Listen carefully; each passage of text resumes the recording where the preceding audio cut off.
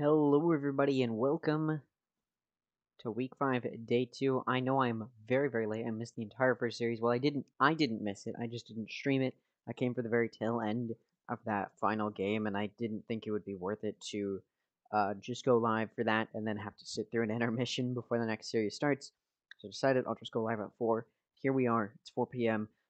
Missed that first match. If you also missed it, um, it did go to Mad Lions, I believe. Yes, so Mad Lions did take that win, which means OR has the current record for most rounds, or sorry, most matches lost. They've lost every single series they've been a part of. A little bit sad for them. Mad Lions just a tiny bit better. Currently in last place, or sorry, second to last place. But of course, we haven't even looked at Group A yet. Let's stop talking about Group B. Nobody cares. Those that disqualified, disqualified. Those that qualified, qualified. Nothing else is going to change. From here on out, these are the 4 teams in Group B that are going to be in the mid-season. I mean, I already said that yesterday. Mad Lions and OR game did not matter. But now we know for sure. Yes, M80, the guard, TSM, and Disguised are all going to the mid-season face-off. And let's move on to Group A now. Our first game of Group A is happening today in just a few minutes whenever it decides to start. They like to take a little while. The game is going to be Faze Clan versus Moist Moguls. Moist Moguls is a team that was recently acquired. Within that 2-week break, after those first 2 weeks, Moist Moguls was acquired, formerly known as Breakthrough. And then they lost their first ever debut game as Moist Moguls, won their second game as Moist Moguls. Now they're up against Faze Clan. Faze Clan, whom I thought was going to dominate Group A after G2 took a pretty impressive loss to Turtle Troop, but Moist Moguls has Moist Moguls but Faze did lose their previous game. I'm not entirely sure who it was against. Go ahead and check really quickly. Yes, against Oxygen. Oxygen is a team that is very inconsistent in the way that they play. Sometimes they're really good, and sometimes they're just not that great. Hence why they are not at the top of the top right now. But you do see they currently have 0 points. It's 100 out of 100 for their rounds differential, meaning they've lost 100 of their rounds and won 100 of their rounds so far in challengers, which honestly I think is pretty impressive. I'm impressed with that sort of record to have perfectly matched the amount of wins to losses. But we're not really talking about Oxygen right now. What we're talking about is Faze Clan and Moist Moguls. Who do I think is going to win? Well, realistically, I think it's going to go to Faze Clan. But I also think Moist Moguls has a good chance of winning, so I think we'll probably see a 2-1 from Faze Clan. And honestly, after everything I've seen, it's entirely possible that Moist Moguls wins this 2-1 or even 2-0. It really just depends on how Faze Clan decides to play and how consistent they want to play. I will say, I did just watch the Mad Lions OR esports game, and honestly, I have never seen worse pro play, and I thought maybe if OR was in Group A, they'd perform better than they currently are, but after the game they just played against Mad Lions, honestly, I think Mad Lions and OR, even if they were both in Group A, would still be at the bottom. Not to like hate on them and like drag them into it, but I mean, it was really impressive how poorly they played. And now we're moving into Group A, where I do think all of these teams have a good chance of qualifying. I mean, obviously, every single one of these teams can qualify, and every single one of these teams can still disqualify. There's no set in stone like there was in Group B. After last week, we sort of knew where Group B was and who was going to end up where, and it stayed exactly the same as it was last week as far as the standings. But then you look over at Group A, and honestly, it could go any way, which is why I'm saying maybe Moist Moguls could take this against Faze Clan. There's also, of course, that possibility that they don't take it, which would honestly, I'd be impressed. I'd be very impressed.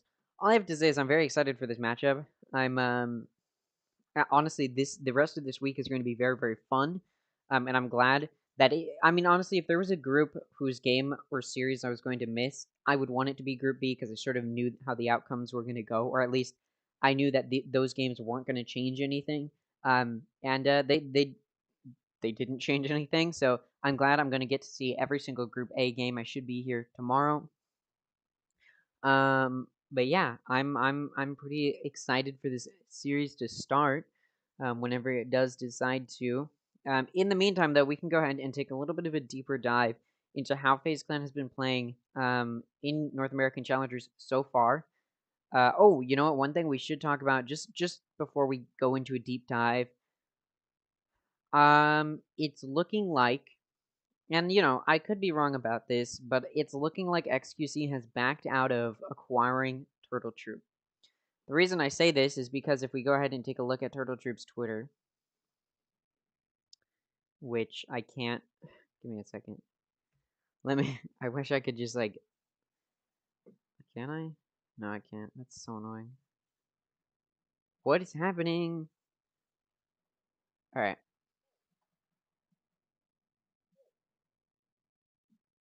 There we go. So, if we look, the last thing we heard was that first of all they were all saying we have the juice for a little while, but more importantly, let's see. Special announcement probably tomorrow. That was March 9th. So that was 7 days ago. I was expecting, or it was very possible that that announcement was going to be on Friday because they played on Thursday. So if they're saying it's going to be tomorrow, it would probably be on Friday. However, that's not what happened. There was no announcement, and then there was silence over the weekend. Monday, Tuesday, and Wednesday went by, still no announcement. And I honestly think it's entirely possible that XQC is still going to acquire Turtle Troop, but I feel like he would have done it by now. And I think the reason he may back out is because he feels the hype has sort of died down. And honestly, it kind of has. I think the viewership sort of started to stagger, or at the very least, XQC just isn't motivated to play Valorant, let alone watch another team play.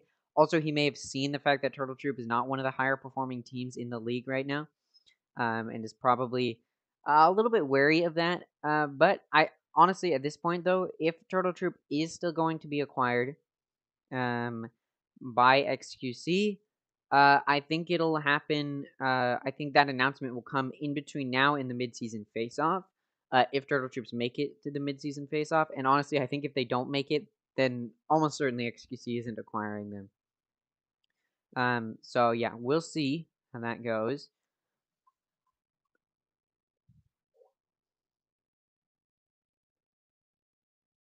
And yeah. This ad will probably play, and then we'll get started.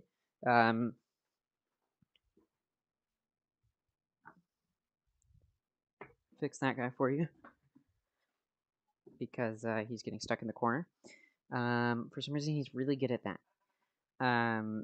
In any case, I think we're about to go to the stream. I'll go ahead and unmute it and listen to what the commentators have to say about this next matchup. Very highly anticipated and very hyped up. See how it goes. This one, a little bit higher stakes for our two teams. It's going to be Faze facing off now, going up against Moist Moguls. This is going to be to secure a spot moving forward in the mid-season face-off. The other one still has a chance, though, Dan. They're not completely out. Yeah, they're not completely out, but then it depends more on everybody else and everybody else performing, which you don't want to rely on, right? You want to get that win today and guarantee that you're going to make it to that mid-season. But we don't know what's gonna happen. I feel like Moise has been looking pretty good, looked really good last week, and I think Faze, it was the complete opposite. Yeah, it was a little bit rough for Faze last week, Tanner. Yeah, it was. Last week, it was really hard to read what Faze were actually trying to do kind of as a roster themselves. Very slow starts on a very heavy... Valorant is a momentum-based game. We know that 100%. But Faze is kind of the definition of a momentum-based team. It really does take a lot. Once they start moving forward, it's hard to stop them from moving forward. But last week, I mean, they were just stripped of any opportunity to actually get that ball rolling. And that's definitely a rough call this late in the split too. I mean, sure, they didn't start off week 1 with a win, instead of taking that 1-2 loss. But beyond that, they've been looking really, really good. So to be in this position now, right at the end of things, is a tough blow. And this is where we actually get to see what went down last week and why we talk about Faze not really performing to the level that we expect. And yes, they can be momentum based, but this is a little bit out of character even for them. Versus Oxygen, every half was 3-9.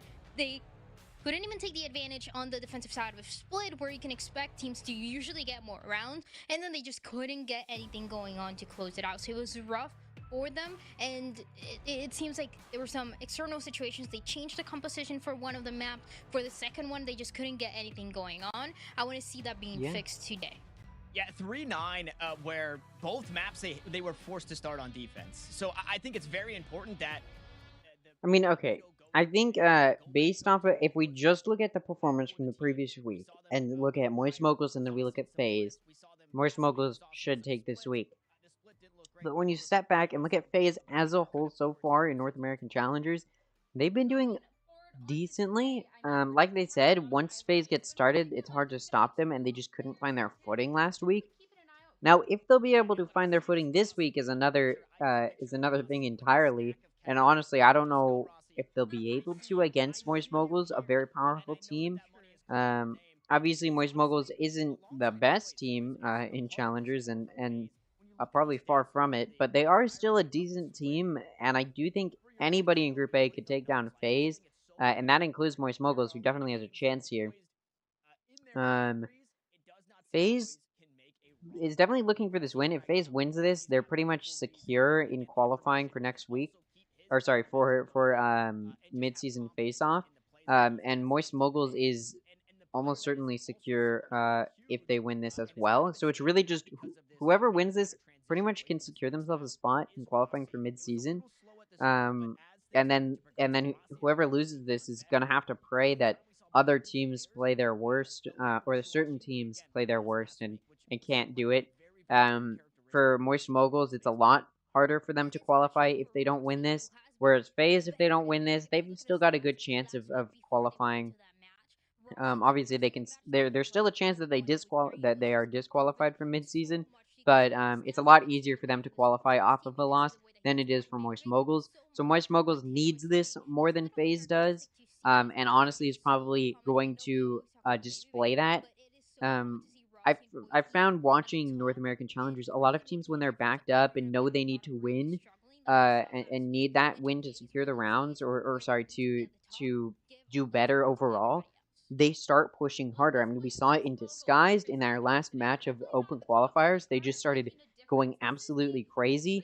Moist Moguls is definitely a team with the potential to just suddenly come back, and knowing they're backed into a corner and need this win in order to qualify for mid-season, may just push and give the push they need to find that qualification, and find this win here.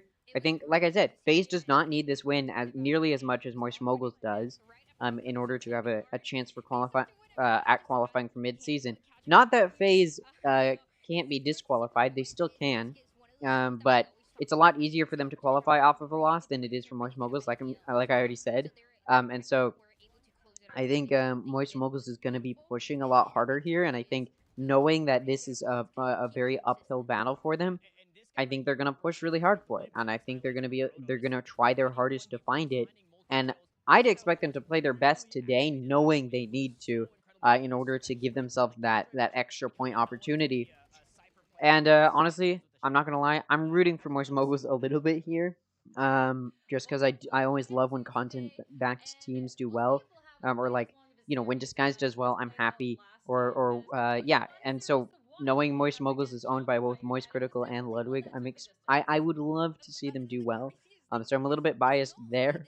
So I'm sort of hoping that they win this. Obviously, there's still a chance that they qualify even if they lose here, as the same goes for FaZe.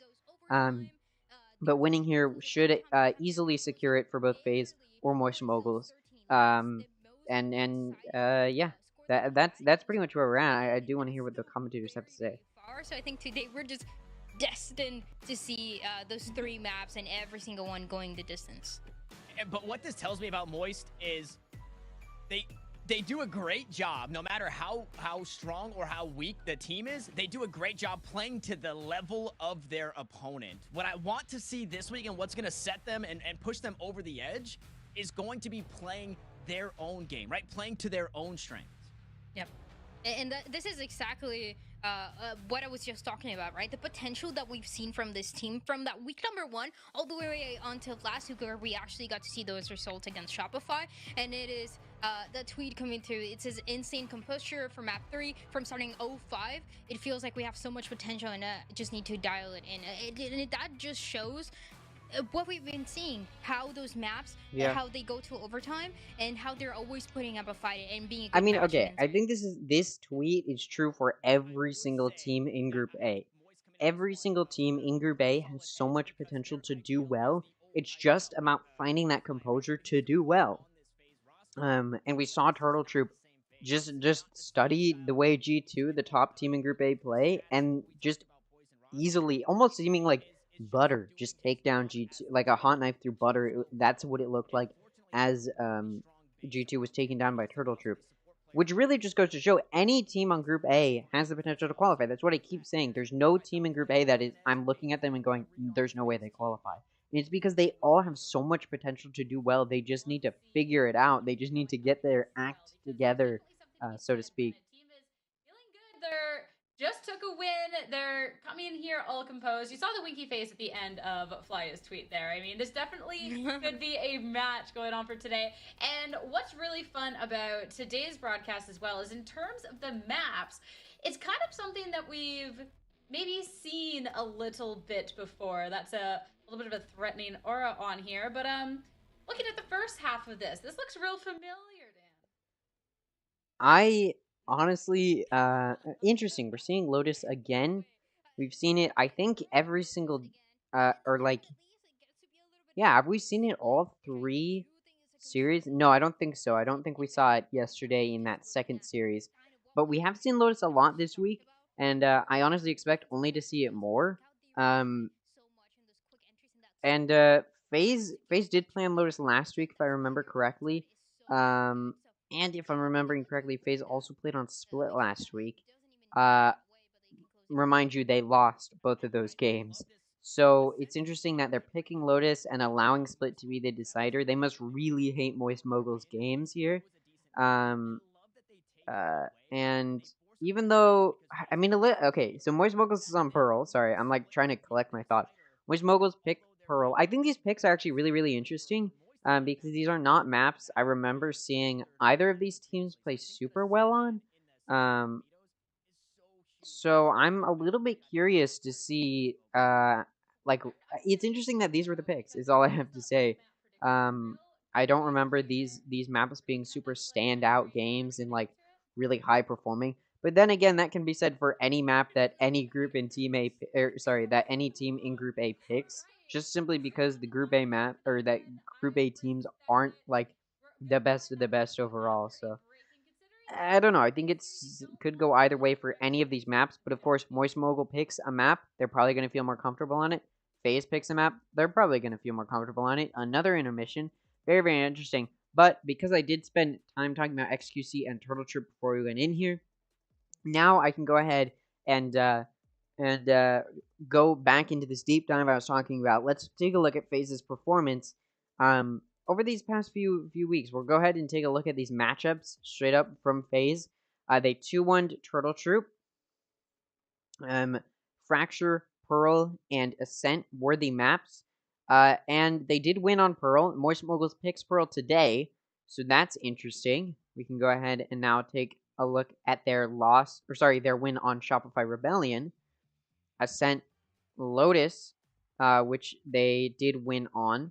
And then Fracture. So these are interesting picks.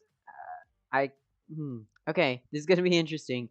Yeah, but Lotus Faze did very well on Lotus against Shopify Rebellion, so you can sort of see why they decided to go and pick those maps. And then we look at Split Haven, which Faze did not do very well on, and then Pearl, which Moist Moguls picked. They did not end up going to that, as it was a 2-0 loss against Oxygen. On the flip side, we can go ahead and come here and look at Moist Mogul's performance, formerly known as Breakthrough. That's against G2. They did lose, but they did get a map up.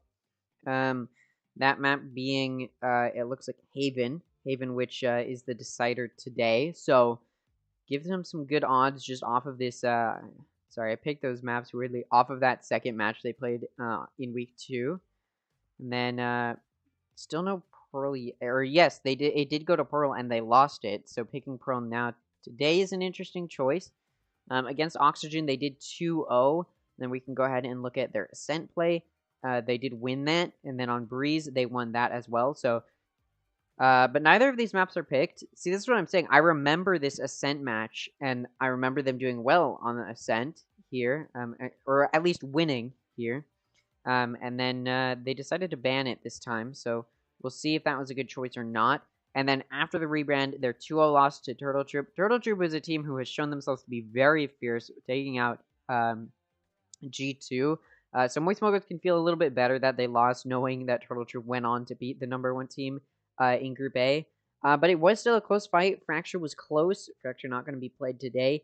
Pearl, they lost on. Again, they're picking a map they lost on. I think it's... I am curious as to why they picked that map of all maps.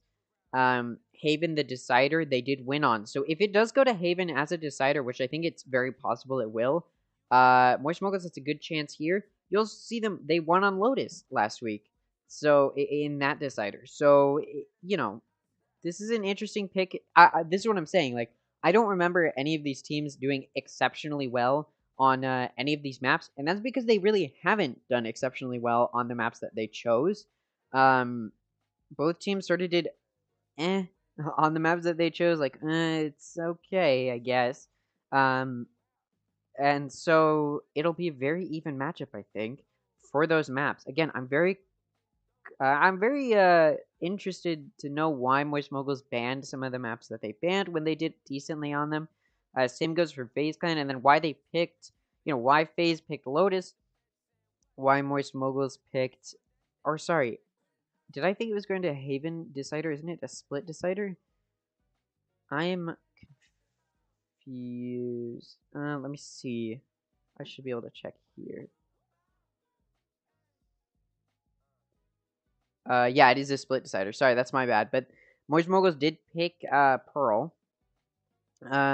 Which again is a map they haven't done exceptionally well on. In fact, we haven't really seen them play super well on Pearl at all. We haven't seen them play Pearl very much at all. And when they did play on Pearl, they didn't perform the best. Same goes for Faze on Lotus. They didn't perform very great on Lotus. So they must think, okay, we've practiced it enough to be comfortable enough to pick these maps. Obviously, the maps they probably wanted to pick did get banned. So that's sort of probably why they didn't pick those maps, which they did better on. But I also saw them ban some of the maps that they were decent on. So that's why I'm a little bit confused. And then Split is the decider. Phase hasn't done super well on. I don't know if we've seen Moist Moguls on it. Let me see if I can pull those up again. I could be wrong about that. Have I seen them on Split yet? Not there. Oh, no, that didn't go to that map. That one didn't go there either. That one didn't go. So yeah, we haven't seen Moist Moguls on Split, but we have seen Faze Clan on Split. Which if we just want to take a look at that, let's go back to these games and pull up Split. Where was it? Yes, here. Faze Clan lost. So if it does go to the decider, Faze Clan, we've only ever seen them lose on Split. I believe this is the only Split game they played. Maybe they played one more. I could be wrong. Not there. Not there. Not there. Yeah. So we've only seen Faze Clan play once. We haven't seen Moist Moguls play Split at all. And when Faze Clan was on Split, they lost. So if it does go to the decider, honestly, I think Moist Moguls has better odds here. And then, of course, we can go ahead and look. And then, of course, if we're just looking at the maps that were already picked, I'm a little bit confused as to why they picked what they picked when they haven't done exceptionally well. I'm gonna keep saying that, but it truly is how I feel. Is Is he playing? What? I mean, I guess when you're bored, and there's nothing to do. Speaking of being bored with nothing to do, just while we're in this little intermission, we can go ahead and do ranked as something to do. Also, just a reminder, the robot is behind me. If you want me to ask it something, talk to it about something, do some sort of activity you want me to see do, go ahead and just ask, and I will try. Anyways, we're going to go to Valorant. Ranked. Sleep. That's loud. Nowhere to run. Let me start this over. Sleep.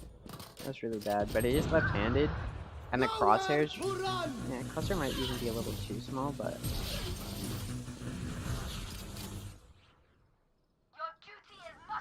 Let's say we might be at Diamond.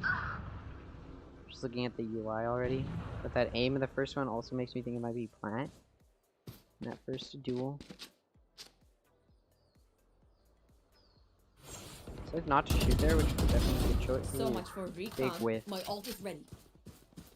Could even be gold. I'll find you. Plant the spike. 0 comms. But it also could be a 5 stack. That makes great. Get out of my way. Many enemies. 30 seconds left. Last player standing. Spike down B. One enemy remaining. Yeah, bronze final Your answer. dreams are dust. Yeah, their aim was just so bad. Like, I think up until around Diamond, aim is that's like the main thing you'll be able to tell between the different ranks. Bronze, I don't think we've seen a single bronze clip, or sorry, bronze. Iron, I don't think I've seen a single iron clip in Ranked Duel. And iron is literally just like, they don't play. Like, it's not even playing. It's like just, yeah, no, it's literally not doing anything. Anyways.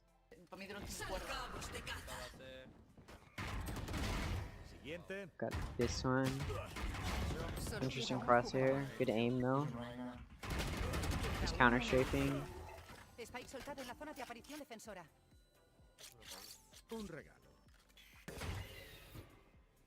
Looks like they have actual comms. So.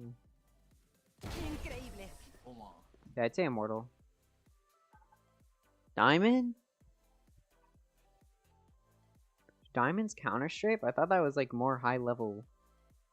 That Diamond was like. I honestly, I just don't have no data for Diamonds. I don't watch Diamonds play ever. I don't think I've ever been in a Diamond lobby either. Okay. Okay. Wow. What? Based on how they're reacting, I'd say gold. What? Why are you so hyped when it's like? Why are you so hyped when it's Immortal? You should all be hitting those. What? Okay. Damn, I did really bad today. I didn't get a single one right. Oh no, I got the first one right. It's just the other two I got pretty wrong. Still waiting. You know, I've been stalling for 30 minutes. This is I've sort of run out of things to talk about. I guess we can talk about tomorrow, tomorrow's matchups, which I will be here for. I'm not gonna miss any of the games tomorrow. So it's Turtle Troop versus Oxygen, and then G2 Esports versus Shopify. I think the Turtle Troop Oxygen match will be interesting, and I think that one will be pretty close because I think they're two evenly matched teams. Turtle Troop did not look good at first, and then they took that after that 2-week break, going into week 3 and 4, they've just taken off and like started soaring.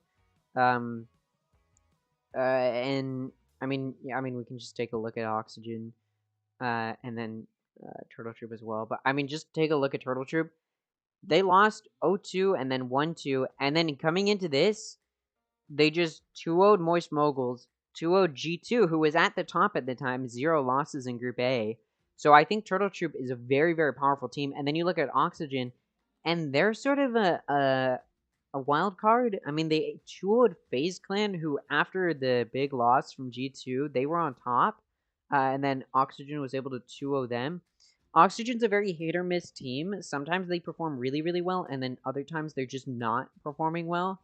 And I feel like this could definitely be one of those times where Oxygen performs well, but judging on how dominantly Turtle Troop has started performing after that 2-week break, so going into weeks 3 and 4, I think it'll go to Turtle Troop, but I also think there's a big chance Oxygen is able to, find that second win that they are able to find sometimes and then come on top. Yeah, and then the second game tomorrow, obviously I don't want to dive too far into it. It'll just be like quick surface level stuff. The second game tomorrow is G2 versus Shopify, and that'll finish out Split 1. It's been a minute. We've been in Split 1 for a while. Anyways, G2 versus Shopify, I think we'll go to G2. G2 was, they were flawless up until their loss to Turtle Troop. Turtle Troop, again, they're suddenly a really, really powerful team. And so defeating G2 2-0, I think G2 just didn't know how to react to that. I think G2 is just not a strong team. Sorry. I think G2 is still a strong team. They just weren't expecting Turtle Troop to perform that well. So going into a match against Shopify, we can just take a look. We can take a look at both, but I want to highlight. We can look at these and just see. G2's been performing pretty well. 2-1 against FaZe Clan. FaZe Clan, a very powerful team. 2-1 against Breakthrough. Now Moist Mogul. Also a very powerful team. 2-0 against Oxygen. Oxygen, again, one of those teams I talked about where they sometimes are really, really good and sometimes are really, really bad. It seemed like that game they were not performing very well. They got 0-2'd by Turtle Troop, but again, Turtle Troop has been able to turn it around. So I would still say G2 is a really, really powerful team. And then you look at Shopify. Shopify who 2-0'd Turtle Troop, and after that first week, honestly, I started to think, I think a lot of people thought, okay, Shopify is probably going to take or be fighting for that one of those top spots in Group A. And they just haven't gotten there. That was their only win. Since then, they've lost every single match. To their credit, they get a map up every time. But I don't think they're going to be the ones to beat G2 here. I think Turtle Troop probably going to be the only team that was able to do that. And I don't think Shopify's going to be able to take out G2 here. G2 is still a very, very strong team. Coming into weeks 3 and 4, they were still playing very, very well. Turtle Troop just read them like a book and studied their games very, very hard. And who knows, maybe Shopify will be able to do the exact same thing. But also just Shopify's playstyle has not been very good overall, and I don't think that's going to change personally. That's just how I feel, and it's my opinion. But I think G2 will win. So yeah, I think that's pretty much it for tomorrow, and that's the rest of Split 1. So I can't even like start looking into next week and give a quick debrief. I can't do any of that because there is no next week. Split 1 is over after tomorrow. And again, I do want to highlight Group B is done. So these are the standings for Group B. Pretty good so far. M80.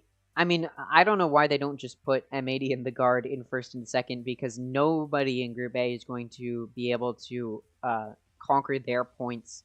So I think M80 and the guard, they're first and second place going into mid-season. They've earned themselves 20 points and then 18 points for the guard. Two very, very powerful teams. And then we saw that TSM versus Disguised match. Honestly, I'm impressed with how well Disguised did, considering TSM's a very, very powerful team. They took out the guard.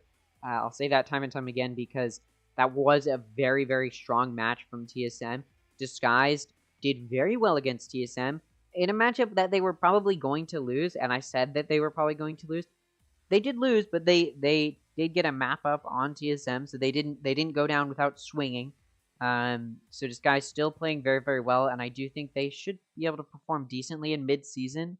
But who knows? Maybe they'll just go right up against M80 and it'll just immediately knock them out. And then of course Mad Lions and OR, they played today. I was able to catch the tail end of that series. That was honestly one of the funniest pro games I've ever seen.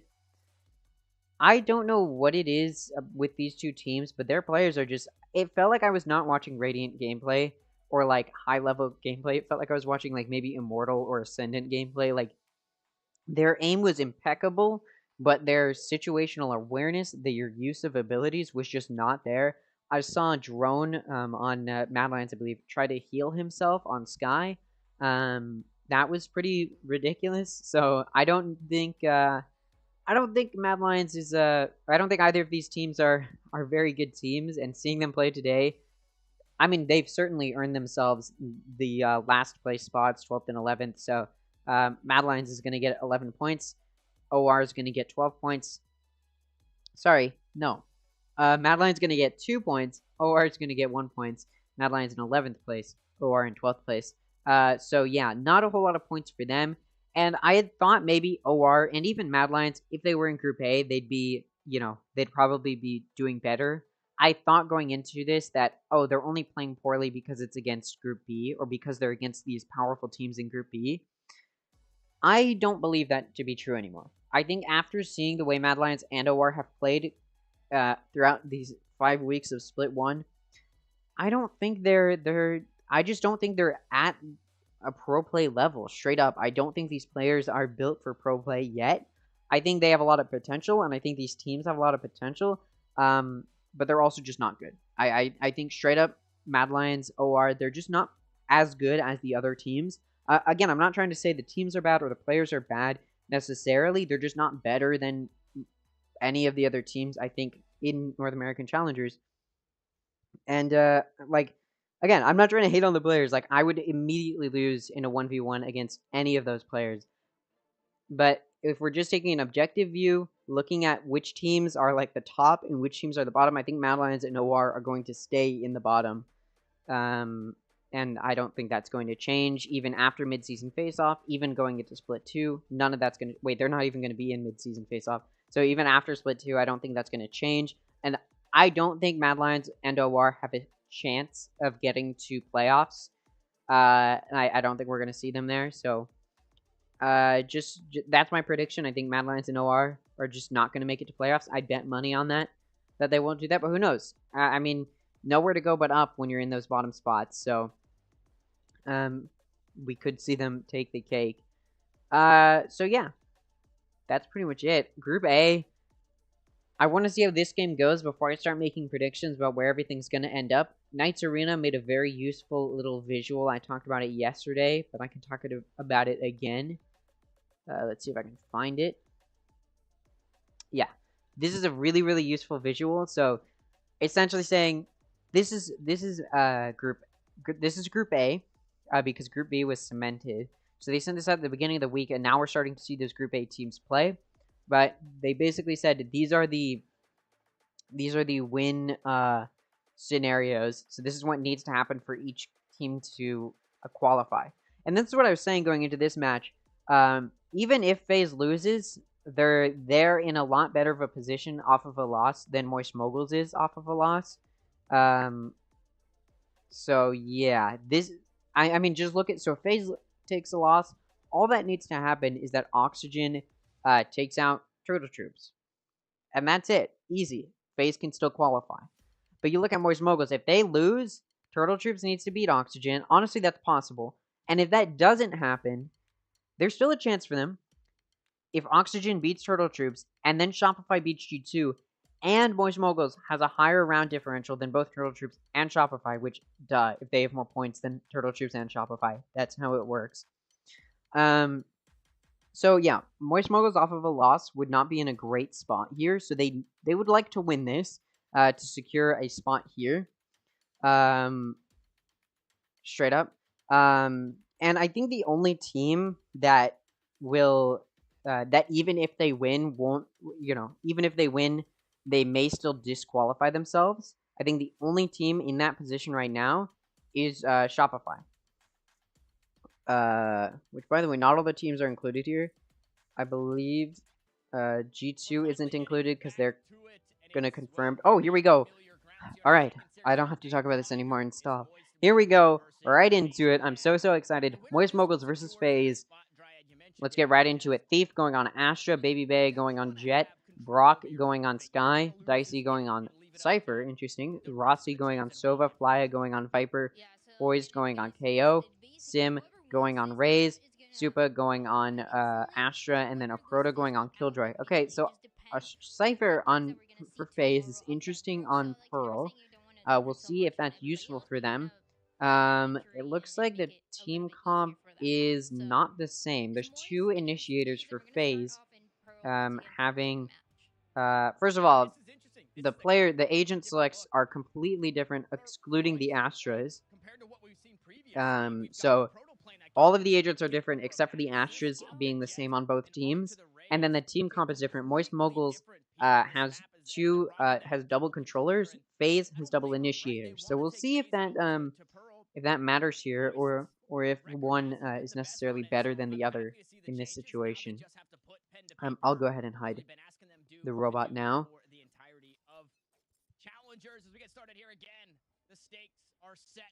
All right. Faze starting on the attack momentum. It looks like Faze doing a little bit of a passive sort of play, trying to just get some vision and make some early engagement. Best sentinels that we have in challengers, and he was able to prove that last week. But this compositional change is going to make it a little bit easier with that Killjoy, and I'd love to see it early on as Faze starting on the attacking side. Fight for a little bit more of a mid control, and in the meantime, Moise is comfortable playing back. All right, and it looks like now Faze is going to start committing to this B push. They've got 2 coming in through Link, 3 coming down main. Flya there to watch solo. And now he's seeing some of that ability come through, and he's going to back up, wait for his team. A smart play. 3 coming in through Link. They're going to engage Rossi. Rossi able to get a pick before he's taken out. So it's a 4v4.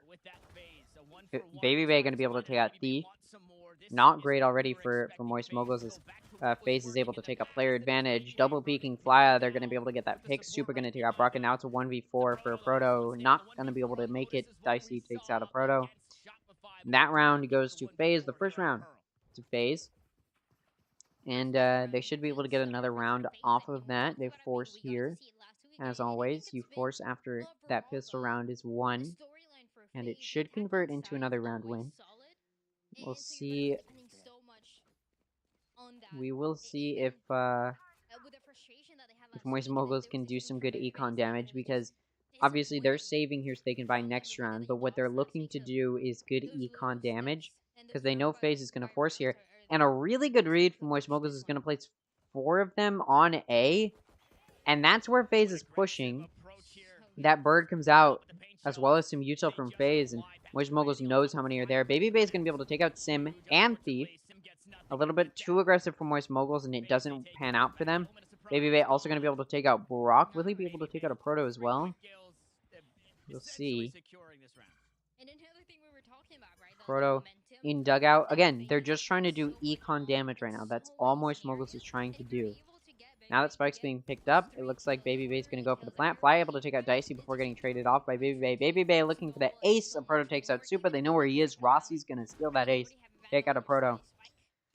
Decent econ damage done from Moist Moguls. Able to take out 2 of the players. So now 2 of the players on Faze won't be able to buy. But 3 still left alive is a good number for Faze. Now Moist Mogul going to be able to full buy off of that save. We'll see if this full buy will convert to a round 1. They do have better guns here, so it should become a round win. Supa and Baby Bay. Baby Bay going to be using knives, so Supa going to be the only one using a pistol for Faze. So a little bit of an even playing here, but playing field here. But Moist Moguls does have just a slightly better position. Baby Bay already going to be able to get an early pick, taking out a Proto, but he's down health. He's only got 10. Ooh, almost nearly timing. Sim not going to be able to connect. The Fly going to be there to catch as Baby Bay is trying to escape. Dicey going to be able to take Brock. Brock just not hitting his shots there. Big whiff from him is going to give Faze the player advantage. Thief going to take out Dicey, but it's a trade. A trade Moist Moguls can't afford. When you're down a player, you don't trade.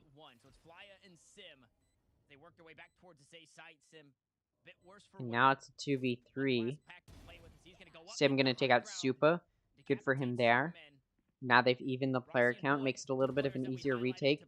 Sim does announce his position, trying to clear Cubby, but able to turn and take out Rossi. Fly going to be the one to take out Poise. To take out Poise.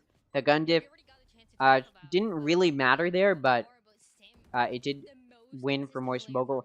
Faze, though, did do really good econ damage for Moist Moguls, which means on Moist Moguls, which means Moist Moguls now not going to be able to have full buy. When you have better guns there, you're looking for a flawless round, which Moist Moguls couldn't find, which means they're going to force here. Faze, though, going to be able to full buy as they did not have to spend very much money last round. And so Moist Moguls now going to have worse guns. So neither team has a full, or sorry, yeah. We haven't had a round where both teams full buy yet, but it is just round 4, so there is still time for both sides to get econ under control. Faze looking for this win as they force here. So does Moist Moguls. So is Moist Moguls, sorry. Thief with a Bulldog looking for a nice kill. Sim going to be the one to take out Baby Bay. Baby Bay not peeking the right angle.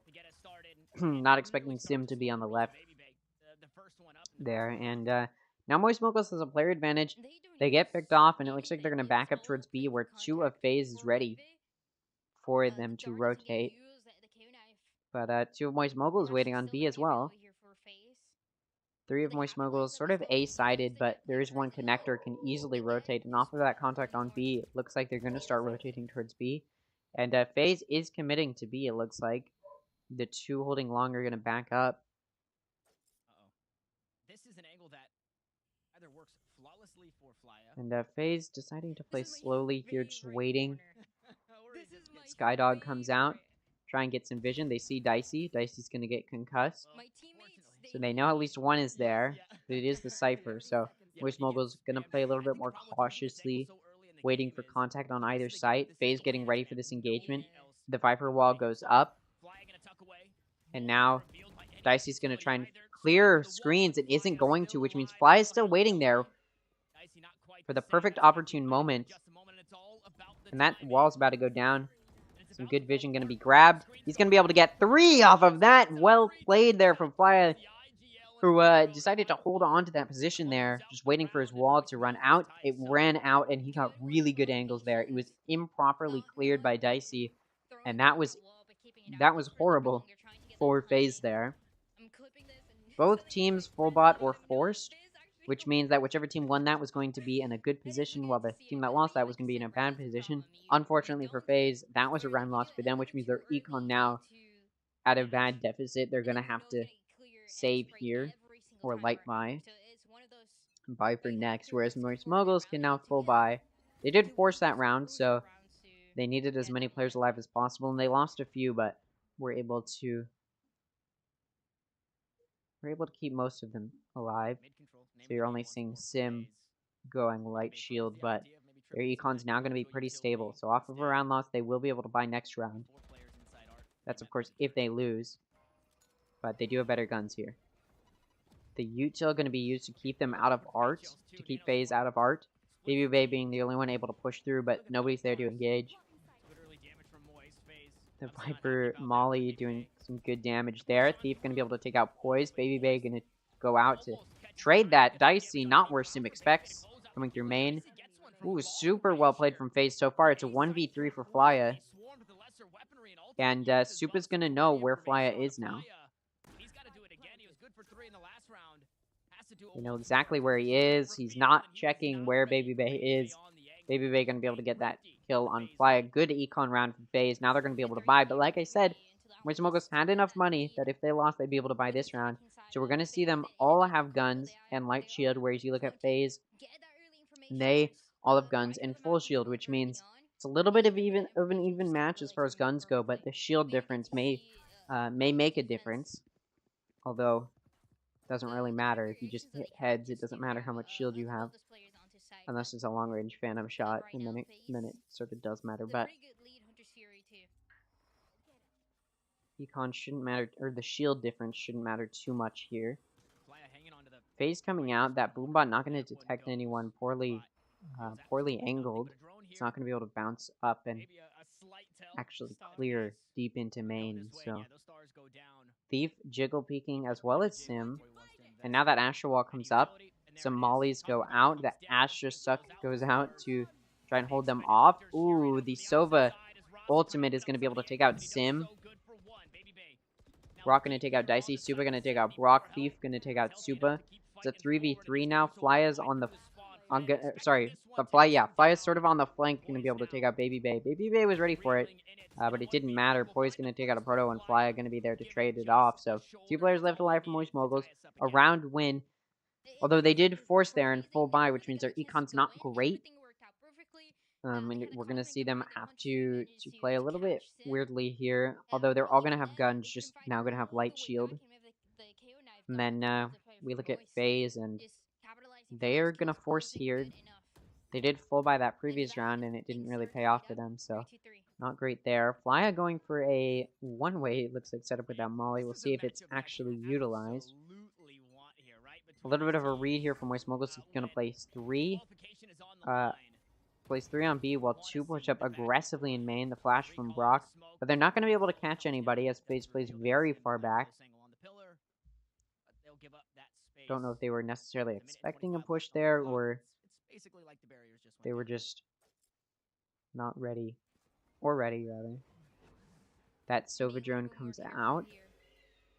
Before that aggression actually manages to come through, the drone is not going to spot anybody up close.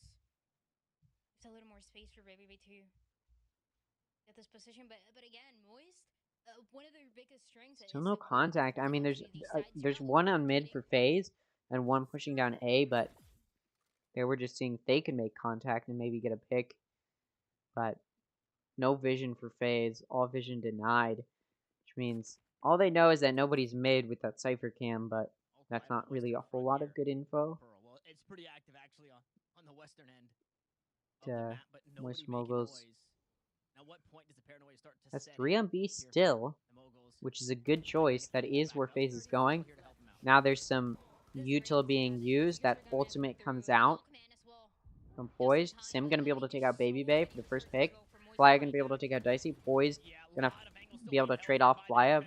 Sim gonna get pushed by Supa, and he's not expecting him there. Supa gonna be able to take him out as Sim's finishing the reload. So now it's a 3v3. Proto gonna be able to take out Poison, and at the same time Brock takes out Supa. Proto gonna get pushed by Rossi, and Proto gonna push out just at the right time to take out Rossi. 3 players left alive for Moist Mogul, looking pretty decent so far, and they're gonna take this round. Faze did force there, so they're probably gonna have to do a save or a light buy here. Which means Moist Mogul should also be able to take this round, so that was a good round for them to win. They also did force a full buy there, so even better round for them to win. Yeah, you do see Faze going for that light buy and save. Baby Bay does have the knives, which getting a full shield to utilize those. We'll see if they connect. This round does look like it'll be in the favor of Moist Mogul. Baby Bay looking for a pick with those knives. Not going to find it. A read from Moist Mogul is going to place 4 on A. Not the best read, but Faze is also not really pushing any site, so a read is a read. Looks like they're going to be leaning towards B3, going mid. Baby Bay peeking art, not going to make any contact. Now he's peeking out of art. Rossi droning through B link, and they definitely hear that. Moist Mogul's now going to send one more over to B, but that alarm bot does go off as Baby Bay was pushing through art, and now that raise on Moist Mogul, the Sim is going to stay leaning towards A. Faze now pushing through mid, through to B, making lots of noise, and Moist Mogul's getting ready for the rotate. When the green light starts to come through, the Viper for Moist actually backing up, and this is a positioning that they had before. It works so well because Sim is often guaranteed to get his first into this higher position. All of Moist Mogul's now coming from CT. That Showstopper comes out from Sim. It's gonna work. Fly gonna be able to take out Dicey and Rossi before Poise trades that off. Baby Bay at the same time gonna take out Sim, but Brock gonna take out Poised, and now it's just down to Baby Bay in a 1v3 to hold this down. That Defender Killjoy coming out, and it's gonna force Baby Bay off of the spike. A Proto gonna be able to catch Baby Bay. That round, which I did say Moist Mogul should win, they did.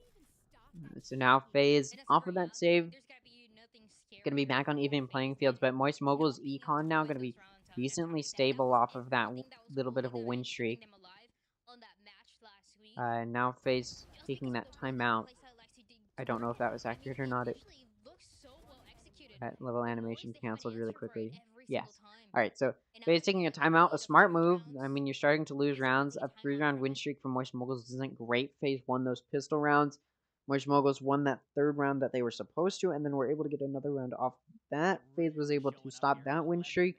But now there's a 3-round win streak from Moist Moguls, meaning their econ's pretty strong, and Faze not going to have that strong of an econ Maybe we don't get it again, at this point. but in a couple of retake scenarios, Flya been able to make sure to neutralize a few, go for the multi kills, and actually Just trying to the think. player I mean, next to Flya in multi kills is just look Sim. at So Faze. you Baby can Bay expect 10 kills, and then that you look at the split rest of that the team, and from they one all have or the other. 4. Last time we You saw look Sim over at in Moist Proto, Mogul, a similar sort of the guy dropped situation. Flya almost looking 30 like the on carry, his but then a Proto 34 has kills 6, on the Sim has hands 5, of and Turtle then the 2 Two, below them have which 4. So somehow overall, the Shell players from managed Moist Moguls are to hang doing on and just a hold up. bit better, That was a very scary and turning it's that point. much So better that really if Flya gets matters. it done on defense, FaZe that could make definitely the team needs to beat get their back act and together. flip the Only script Baby on Bay Moist's doing attack well. Yeah. and He allow is the Sim to only retake. duelist, so that's Absolutely. probably And why. one of But the things also, for you have Moist 2 is that you initiators, can and I see feel like their anybody util is popping not up being and really just going crazy utilized at any very point. I feel like well from recently FaZe. Brock has been a We'll little bit see more if it's going to be quiet, utilized but now. even then, he's got an insane clutch Again, a insta very for his aggressive map that push-up play. B He's been main there for from his Sim. Not teammates. going to find anybody. The Essentially, spike all he is can still take in this attack lead. spawn. It is leaning more towards that B lobby. We'll see if FaZe decides to rotate. They do have 4 going out A main, but it looks like they're going to back up. And Still yeah, no it's just damage done to another either slow start party. for Again, FaZe. There is Moist a Moguls smooth route econ is so available, so strong if they right end up now. going to this They B can side, afford to lose this. it becomes a little easier. But again, those FaZe retakes really have been can't. so clean for Moist. Full buying here. Rossi droning out B, not going to find anybody. I believe he did hear Sim push up aggressively, but Sim has backed out since then. So there's a world where the Moguls have absolutely no idea that 3 players are out this way, but I was wondering. They droned A, they hit the site. They droned B, they hit the site. Of Moist Moguls sort of leaning towards A, that Skybird comes down B, and now Sim's going to start rotating back towards B, and now that Astro Wall's out, so Moist Moguls is rotating towards B. They don't know it's a fake. Yeah, they're committing. There's Those 2 going down A fake, main, 30 seconds left. as well and as they've Fly taking completely some left in the sight. meantime, but I mean, it's No still some risky util that's defensive going to be able environment to is gonna be available detect on the other anybody side. going towards I A. believe for this And Moist retake, Moguls realizes maybe that's a bad idea. Now they hear the it is plant really going off, and they're going to start hard to rotating. Baby Bay left on B, gonna go for that flank. But Moist Moguls should be wary for it. You see Fly watching it.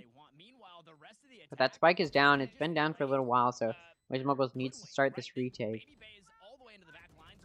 Dicey gonna be able to take out Fly at the same time Supa taking out a Proto. Sim and Brock each gonna get a kill. Are they wary of the flank coming in from Baby Bay? We'll see. Rossi gonna use that recon bolt through that Astro Wall. Sim gonna take out Rossi. Poise gonna take out Thief. Sim also gonna take out Poise. Now it's a 1v2. They don't know that Baby Bay's on the flank. Ooh, Baby Bay's gonna win that 1v1 with Sim for a nice 1v2 clutch from FaZe. Baby Bay. Again, that carry coming through. And it looks like after Fly was taken out, the carry for Moist Moguls was gone. And they weren't able to win with that. They should have known Baby Bay could have been flank. They didn't ever see him and knew some were pushing down B main. So they should have been wary of it, but they did lose that there. So I guess for future reference, they can think about that. Now FaZe doing another sort of weird split. They don't have ults to bait with this time. Thief gonna come out A main to grab that orb, get closer to that Raze ult. Being able to sell that fake completely. It's one of those rounds that has to feel good for FaZe. 2 coming in through art, And potentially while that 2 go down A brings up main once again. for FaZe. They're grabbing that spike now, which was in attacker spawn, and moving it down A main. Baby Bay is detected by that alarm bot. That Killjoy util goes out. which means Moist Moguls know they're leaning towards A. Thief going to be able to take out Supa as Thief pushes out semi-aggressively. Also going to be able to take out Dicey. Will he be able to win this 1v3? No. Only able to get 2 before Poise shuts him down. But that does mean Moist Moguls is up 1 player. Yeah, it's pretty Well good. played there Looks from like he was Thief getting is the third going point to as give well. Moist In the Moguls meantime, that some information edge they from may Baby need. as he was trying to Flya with that Viper ult is still over on B, but Faze has not rotated. This is kind of the decision making that I like Moist to see Mogul, from I Proto, do think, knowing is when you have to give up expecting those them to slots, try rotate, to give a little more space but Faze and play isn't. with 3 everybody still else, on A. because 2 coming in through team Art. or boys, you're not Sim going being to the only rotate. one They're sort of so watching patient, sight, and and he's that's on Dugout, which is difference. You're an always easy playing clear for together. Faze. 10 seconds left. A Proto gonna be there to take out to take him out. Baby Bay's gonna get flashed, not gonna be able to take out Sim. Poise at the same time taking out a Proto. Now it's a 2v2. Able to even it out, but Poise very low in health. And they run out of time. Faze took a little bit too long there to get on site and weren't able to plant.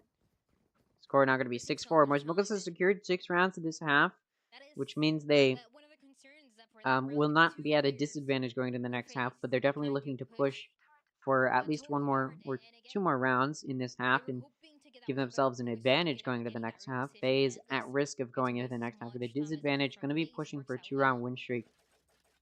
That round could have been in their favor, but they did choke that at the end there. Now they're not going to be able to full buy here. They are forcing Supa with the Stinger. But Moist Moguls still has a very solid econ.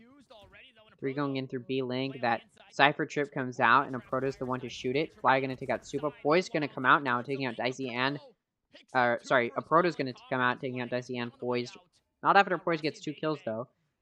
Either way, Moist Moguls gets a total of 3, which means they're up 1 player. Proto going to win that 1v1 with Baby Bay, although Thief was also there. Proto going to also be able to take out Rossi. Well played from the 2 of them, and now Moist Moguls has the advantage going into the next half. Will they be able to make it in 8-4? We'll see. This map is a little bit attack-sided just with how big it is and how hard it is for defense to rotate, but it's only got 2 sites, so it is a pretty balanced map overall. Attack just has a little bit of an edge, but not too much because it's hard for them to rotate out too. So it's a hard rotate for both defense and offense on Pearl, so it's a pretty balanced map overall. It's just a little bit attack-sided. That's just me thinking, though. It may not actually be in practice.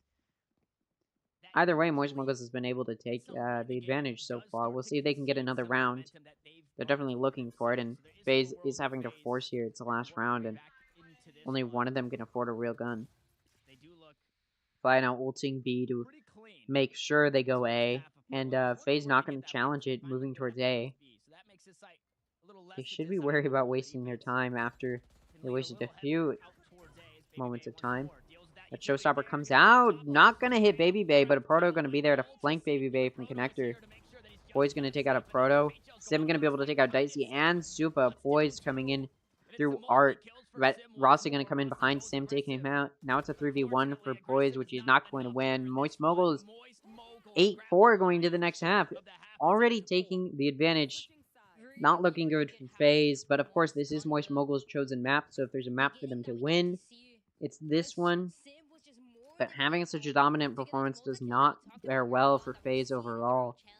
We'll see if Faze can come back and try and prevent Moist Mogul from getting this win, but even if it is a defense-sided map or an attack-sided map, you should still be able to keep your team, or sorry, the enemy at bay, but Faze wasn't really able to do that, and the 4-round advantage going to the next half is not good for them. Obviously, it could have been worse, but we'll see. We'll see if they're able to win another pistol round as well. Faze did win the previous one. We'll see if they're able to do that here as Moist Mogul switches to attack. Spike going mid on Brock. It's backed up by his duelist. That would be the turnkey for this team. If they get that momentum going forward, Sim gonna back him up. Side, they can carry it into defense. Unfortunately, there is no win in the sales. It is all starting to do some engagement here as they're moving in. That dog goes perfectly under that Cypher Trip. Although Sim does see it. He's just figuring out when he wants to deactivate it or destroy it. He does. Engagement's happening now. Sim gonna take out Rossi while Supa takes out a Proto. Thief gonna be able to take out Supa, which means Moist Moguls has that 2-player advantage. Or sorry, 1-player advantage right now. It's gonna be a 4v3.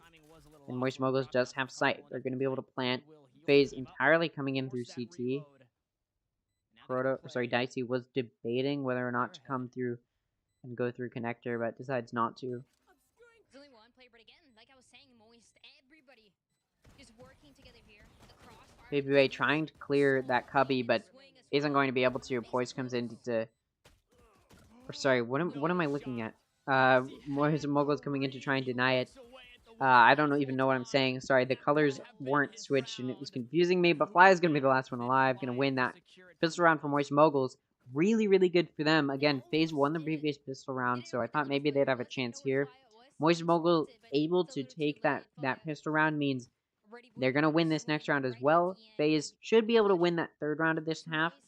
Or the 15th round, but overall, Moist Moguls would be up around at that point, so Moist Moguls should be in a good spot. They're going to force here. Faye's going to be down. Guns needs to try and do good econ damage. Baby Bay may be in the position to do so as Moist Moguls is pushing down B pretty aggressively. Brock and Sim going together. That dog comes out. Baby Bay decides not to shoot it. He doesn't think that it can see him, which I don't think it can. Baby Bay looking for a pick, but isn't going to find it. Super pushing out, going to be able to get that pick with the classic, but getting a wallbang by Flya. Screens is cleared. Baby Bay is still upper. And is able to hit Brock, but not going to take him out. Now he's just going to back up. 3 from CT, while Dicey's coming in for the flank. Going to encounter some Killjoy util.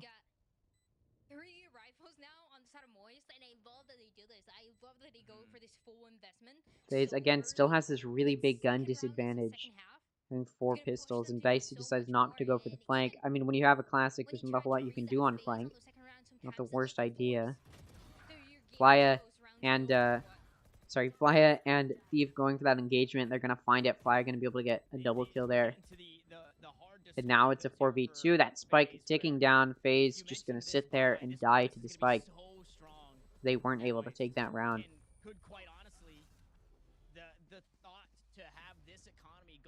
Which means Faze was not able to do very good econ damage at all on Moist Mogul, only taking out Sim, which means Moist Mogul's econ is going to be very, very good here. And they're just going to maintain the guns that they had from that second round of this half. So now they're looking to do econ damage to Faze, who's going to be able to full buy here, but the guns are going to be pretty evenly matched. The only non-rifle in the hands of Moist Moguls is a Sheriff on a Proto. So that's the only weak link. So they are down a gun. So Faze does have the gun advantage here, but it's still a pretty evenly matched play here. An interesting tripwire there is going to be a little bit too high. I mean, Moist Moguls could just go right below it. But it is going to catch Sim. Perfectly done. This Baby Bay is going to be able to wallbang Sim now. So it's a 4v5. The gun diff may come into play. Poise going to take out Flyer. Well, Brock's able to take out Dicey and Poise. Baby Bay with the double kill, though. Going to take out Brock and a Proto. Thief going to take him out. It's a 1v2 for Thief. Will he be able to win it?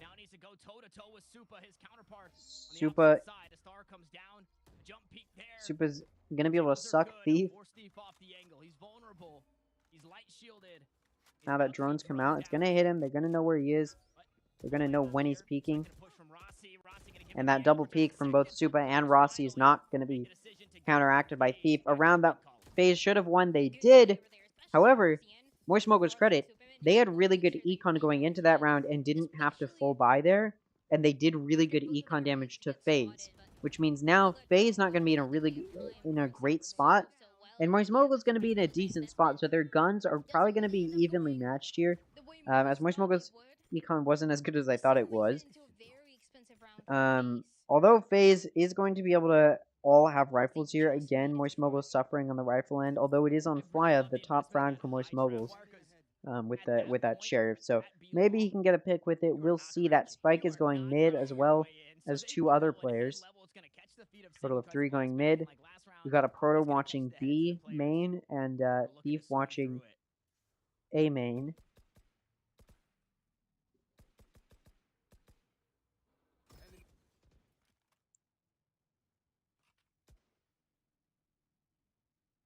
And it looks like Moist Moguls is going to be leaning towards I mean, A. listen, I mean, Sim Noise is is pushed comfortable up with in this. art looking for a pick. There's no They Cypher have chip a massive and lead nobody so far in the watching it, which first means map. they can come straight in through art without Obviously, they're map any winning, but form it feels good when you take that early uh, lead, especially against Faze. pushback. Rossi's Now going to be the the one thing to is, spot they them, can but carry not the going to be Warriors able to up take them close, out. and Poise, though, going to take out they'll be the Flya, ones to take while Baby corner Bay because takes out a Faze Proto will who's get the coming frag in through easily. mid. And Baby Bay's Means so aggressive, already it's a nobody's expecting 3v5 it. for Moist Moguls, not looking Playing an great. aggressive Baby Bay is defense going to here get again, flashed. that's what Sim's we going to be able to expect take from out FaZe. Rossi. It's not what Baby Bay Moist going was to take out expecting though, Sim. as Baby Bay Baby Bay has still 20 manages to health, play, going to finally get finished still off by Thief, surviving but with Poise going to 26 be there to get a HP. kill. Meanwhile, Suddenly, I mean, Thief's the this last is one alive poised once again in a domain. 1v3, but not going to Turtles find all a around pick. Dicey going to completely take him stuns out. the push from Another the Moguls. semi-expensive round for FaZe are FaZe, but it starting won't to matter. piece They're it going to be able to together. full buy here as they buy each other. And it's getting closer and closer. Very similar to last week where you thought there was nothing else, especially after losing that pistol. It always feels like there's nothing else that Faze can do, but they always manage to make it close, no matter who they're facing. And I think that's what can catch Moist a little bit surprised. Finally, they And actually got to so face FaZe going to be in a an eco really good challenge. spot right now, Faze know it. They're actually econ-wise. because of it. It works out. And Yeah, guys, Baby Bay and going for Flya the gone. knives. Flya was Picks up a taking the Sheriff to spear for the use. attacking side for And Moist. that spikes A They made side the though, so defensive they side did get a excuse pick me. on B, Now but he's gone. He's got the it's house not going to broken. fake out AG now FaZe, from and the they're going to sidelines. mostly be over there. That Dicey through that Trailblazer crack, forcings out. Good just spam barely going to onto be able to Sim. see Big Sim, and kills do it's make their enough to way take him out. onto So the now it's a site though. 3v5 for Moist Bounced away. Moguls, and all they have are Quick Sheriffs. push onto the site. Trying Some to get vision players. for Meanwhile, FaZe is going to allow them to take out Thief and Brock, and now it's just down to a flocking Proto. right into Again, the only site has a line. Sheriff. Proto Rossi going going to for be the some one to damage. wallbang him Will and get take him out. absolutely nothing. An investor flawless. And this is what we mentioned. Not to take anything away from FaZe, but this is what Moist do. They like to make it exciting. They go up 11-6 on Haven against Shopify Rebellion, and they win the map 16-14. And Moist Mogul going to take a timeout here. Probably a good decision. This is their buy round. The PID swap over to FaZe, so they take a timeout and try and deal with it. And that is exactly what I was expecting for Moise, that timeout. It has to come now. The last one was an eco, a difficult one for sure, especially when you know Faze is gonna match that aggression towards beat long. And now this is the round that matters. This is the one that you're expecting Sim to be able to frag out a little bit more, and he had some really good timings as well. The way Mogul that he's able decides to to take this reposition and throw timeout. those boxes with that raise util. Probably a good decision. But Faze is doing the I already exact said that. same. You know, going into this buy round, Towards they that need A to try or to towards that A side where it becomes regain some of this ground as we look at Jet right in harder the to deal with. face. In case you didn't know, this map is on, sorry, Pearl is on the Omega, What do you mean? it's on the Thank you. Omega Sure. universe. Thank you. And on the Omega universe, the Valorant Protocol are seen as heroes, whereas on our Earth, Valorant Protocol is actually hated, even though they're trying to stop Omega Earth's Valorant Protocol from stealing the Radianite. But Yeah, this is the you're only right. map I that got takes nothing. place on Omega Earth. That doesn't really matter here. That's just a little fun lore fact.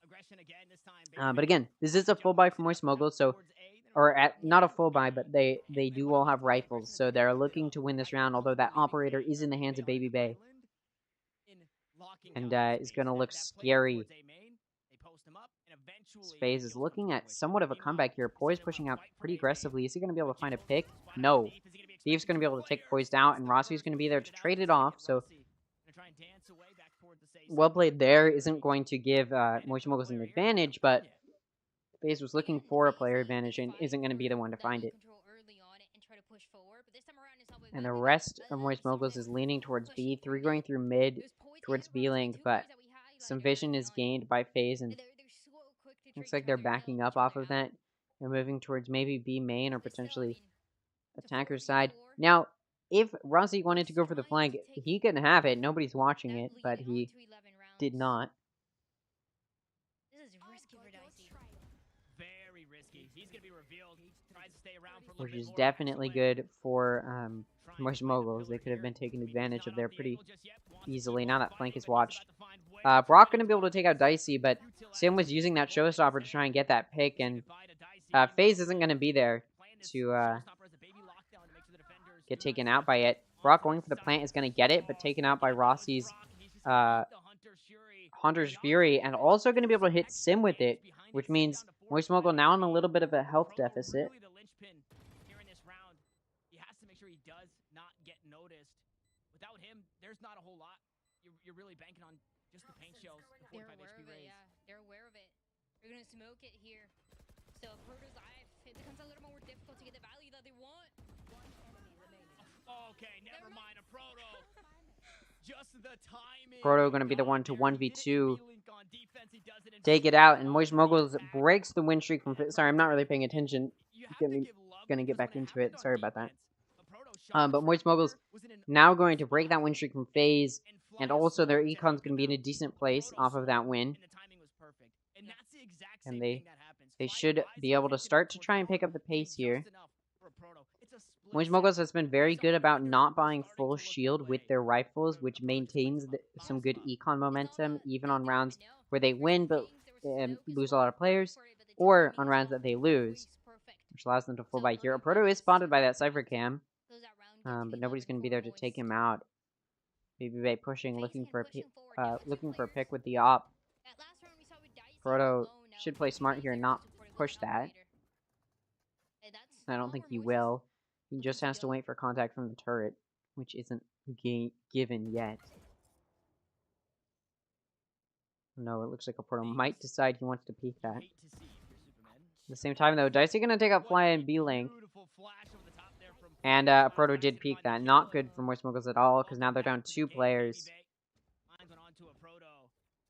That makes things a little awkward here for the Moguls.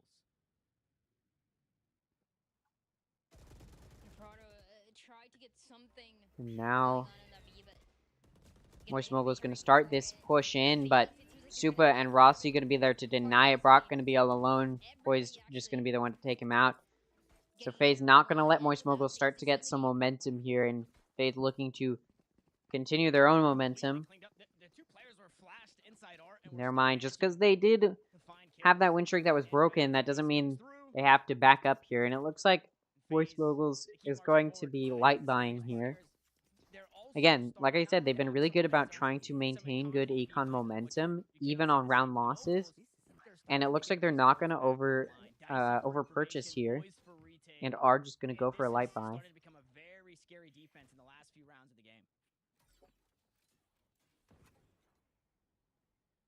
And one of those players towards A early on. I like that this fight this mid-aggression before it worked out. Faze, Baby Bay, they know he has the operator, and they're still peeking these angles like they don't have it. Baby Bay gonna be there to take it, fly out. Brock gonna be able to take out Poised, and Sim pushing out very aggressively, looking for that pick. Gonna be able to get it. Dicey's gonna take out a Proto, but Thief gonna trade that off. On a little bit of a light buy from Moist Moguls, they've been able to take the player advantage. Very quick aggression is how you defeat an op there. They were able to. That ult comes out from Brock, but it looks like the concuss from, sorry, the suck from Thief, maybe? Or sorry, Supa was able to destroy that ultimate. Lucky there, I guess. I think that's what happened. Thief trying to shoot the spike, but he's missing it. It's getting diffused. They gotta shoot it. It's just gonna be diffused. Horribly played there from Moist Moguls, as they didn't even seem to know where the spike was. Do they know you can ping it on your map? Maybe not. That round loss for Moist Moguls didn't feel like a round loss for them, though, as they did kill every single one of the Faze players, which means their money is going to be good. They were able to pick up some good guns. Weird little replay there. Very cool. 11-9 is the score. Moist Moguls just one round away from securing that 12th round, and you know they're looking for it. And again, they've been really good about not overspending their money. And that means that they're gonna light buy here, or sorry, light shield here. But they do still have good guns. What this does mean is if they lose, they'll be able to do the exact same purchase next round and be good. So it's a good decision here to go for this light shield play. That dog comes out. They're going to be able to find Baby Bay there. They know where the op is. It looks like they're just going to not decide to push that and move towards A. Although Baby Bay is going to be pushing through connector, and he may just peek Art. But it looks like no, he's backing up towards that defense spawn. That flash comes out from Brock to push Art. Nobody's watching it. Now Sim going for that entry. A recon bolt goes off, and Rossi's going to be able to find Sim off of that and take him out. The spike, though, planning on A now. It almost looked like FaZe expected them to not be A, so they backed up. Ooh, Supa's coming in for the connector push, and Fly's going to be there to flank the push from Supa, which means they're going to be able to take him out and even back up that player account. That lockdown comes out, and now FaZe is going to have to push very quickly to play this retake. Brock expecting coming in from main, but nobody, or sorry, from CT, but nobody is. Ooh. Rossi's seen. They know the spike's being tapped. They are definitely afraid, though, that somebody could be sticking it, so they want to push aggressively here, and FaZe going to take that player advantage. There's just one left. That Astra Util is going to try and hold them off. There's no time. Well played there from Moist Moguls is going to give them that win and narrowly escaping with his life, while the rest of FaZe does die off. An expensive round from FaZe. Their econ starting to fumble now, as they've lost all of their players the past 2 rounds, which is not great for them. Whereas Moist Moguls has maintained a good amount of their players alive these past few rounds, which means their econ in a good spot. And like I said, they've had good econ management. I should point out, Moist Moguls has secured the 12th round of this half. Or sorry, yeah, has secured the 12th round, or not the 12th round, but 12 rounds, which means they're looking at 1 round away from victory, first of all, but second of all, they're not worried about FaZe making a comeback and just taking over Moist Mogul's lead and getting to that 13th round, because now it's going to have to go to overtime. And so it's a little bit of a better position for Moist Moguls, as FaZe will need to have some really, really strong momentum to completely destroy Moist Moguls here. They would need to win 3 in a row and then, win overtime, which could mean 5 in a row, or trying to combat Moist Mogul in overtime. But Moist Moguls won more rounds. Well, first of all, more rounds in both halves. Not in both halves, actually. I don't think they've won more rounds in this half, but they did win more rounds on their defense, which means FaZe. I'm not going to get into who has to play better in overtime because it may not go there. And Moist Mogul's looking to just shut it down here. You see them deciding not to go with the Light Shield and conserve Econ here. They're just going to try and push for that 13th round. Able to find Supa. They know he's there. They're going to try and do some damage, and they're able to. Supa does take a little bit of damage and going to back up, wait for his team, as he was the only one on B. FaZe incorrectly read an A push, as well as a mid push where nobody is, which means FaZe can just push through mid and rotate, potentially for a flank, or just help back up their teammate in B length. But it looks like it's going to be a 2-man flank, maybe even a 3-man. That spike's been down for a little while now, so FaZe has to move. That turret goes off. They know at least 1 is B main. They don't know that there's 3 there now. Fly, though, push up very aggressively in CT, going to be able to take out Rossi. So now it's a 5v4. Not great for FaZe. Proto hears a lot of footsteps, able to take out Baby Bay, but going to get traded off by Poise. Sim going to take out Supa. Brock with a nice flash, going to be able to take out Dicey, and now it's just a 1v4 for Poise. Only able to take out Brock before he's shut down, and that 13th round is in the hands of Moist Mogul. They're going to take that win in map 1. Well played there from Moist Moguls. The next map is going to be Lotus, a map we haven't seen Moist Moguls on yet. And a map we've seen FaZe do kind of poorly on. So it'll be interesting to see if they've gained enough confidence to take the win here. As we switch over to Lotus. Also an attack-sided map. Not that this map is attack-sided, but Lotus is, I'm trying to point out, Lotus is an attack-sided map. Which means whoever's on attacking first is going to be able to put themselves in a little bit of a decent position. Or going to try to. But we'll see how that goes. Honestly, very well played from both FaZe and Moist Moguls this map. I know I say that every single matchup. But here it really was true. FaZe was able to play really, really well on their defense. It's just, at some point, Moist Moguls figured out how to outplay them. After that timeout that they took in the second half, which they apparently utilized very, very well, because they sort of were able to keep it steady with FaZe after that point, and then shut down any hope of FaZe getting a good win streak going. And when Moist Moguls was already pretty close to getting to that 12th round and then the 13th, it wasn't that far out of their reach, and they were able to find a good win streak and get that win there. And we'll take a look at what the commentators have to say about Series that looks familiar, obviously in scoreline for Moist, but in the map pool, as we've got Lotus next on the docket. Pearl behind us, Lotus ahead of us right after this. Yes. The worst. Actually, I do want to hear this. Not to call anyone out, but maybe right now it's Tex. He's always buying sheriffs because he's really good at it, but I prefer if he like stayed for the op a little bit more. Tex, because he's a jet player, and normally you need to save for your op, but I find jet players love buying like deagle armors and not really prioritizing the op. I was the same when I played jet, so I wouldn't fully blame They're really him, throwing but Tex under the bus. I'd say Tex. Might be me sometimes. Sometimes I've been buying a little too many deagles. I mean, I'm an opper, so I should be saving. But sometimes, like, the deagle's just feeling crispy, so, or the sheriff. The sheriff's feeling crispy, so, you know, I gotta Alright, do you know, I some- guess it was some a damage with well-placed that throw real under the quick. bus as he threw himself under the bus. Worse than I don't pay attention to stuff like that. I only look at kills and deaths, and whoever has the most kills that day, I like the most. Probably me. Why there's does a lot he of get times to where do I a would, player like, interview? I'd like buy a stinger. It's such just a to buy weird stinger, thing. Or like I'd buy a sheriff just to buy sheriff. So like. I mean, I guess the he's next more round, I'd, like, involved buy than my any of armor the from other it. owners, but it's still But probably me. a bit silly. Who's the worst on my team to manage econ? I would say probably has to be me. I buy like a sheriff when I shouldn't. If I didn't get a kill and pistol, I want to get my revenge right away. By deagle, don't have the star, don't have the util. Probably me, me or probably like Corey, but not because of him. It's just like he has to save for the op and stuff. So probably me, yeah. The worst at managing econ is definitely Trent. I'm kind of like the Oh, he didn't say banker of the Tex. team where I'm always looking at econ and like all of a sudden like, yo, like let me buy you, or like, yo, X has max money, let him buy you type of thing. I would say Net is the worst at managing econ. He always like buys a deagle, or he'll like use his utility on like eco rounds, and then for like a gun round he'll have to light armor and buy all his util.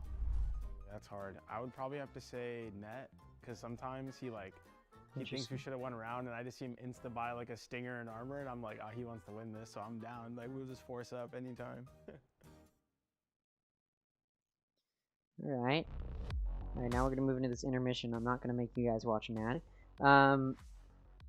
Yeah, I mean, we can take a look at that game. We'll see if they put it in yet. I would love to just look at it here. If they did. Yes, they did. Alright. So, just looking at the stats of this match, you can see Baby Bay was pretty much carrying Faze the whole time. And of course, in pro play, one thing that I've always taken a little bit of a notice for, and we saw it in the M80 and the guard match yesterday, whichever team has a defined carry, they're probably not going to be doing, or that team probably isn't going to be doing super well overall. For M80, it usually works out because overall the team is usually better. Give me 1 second.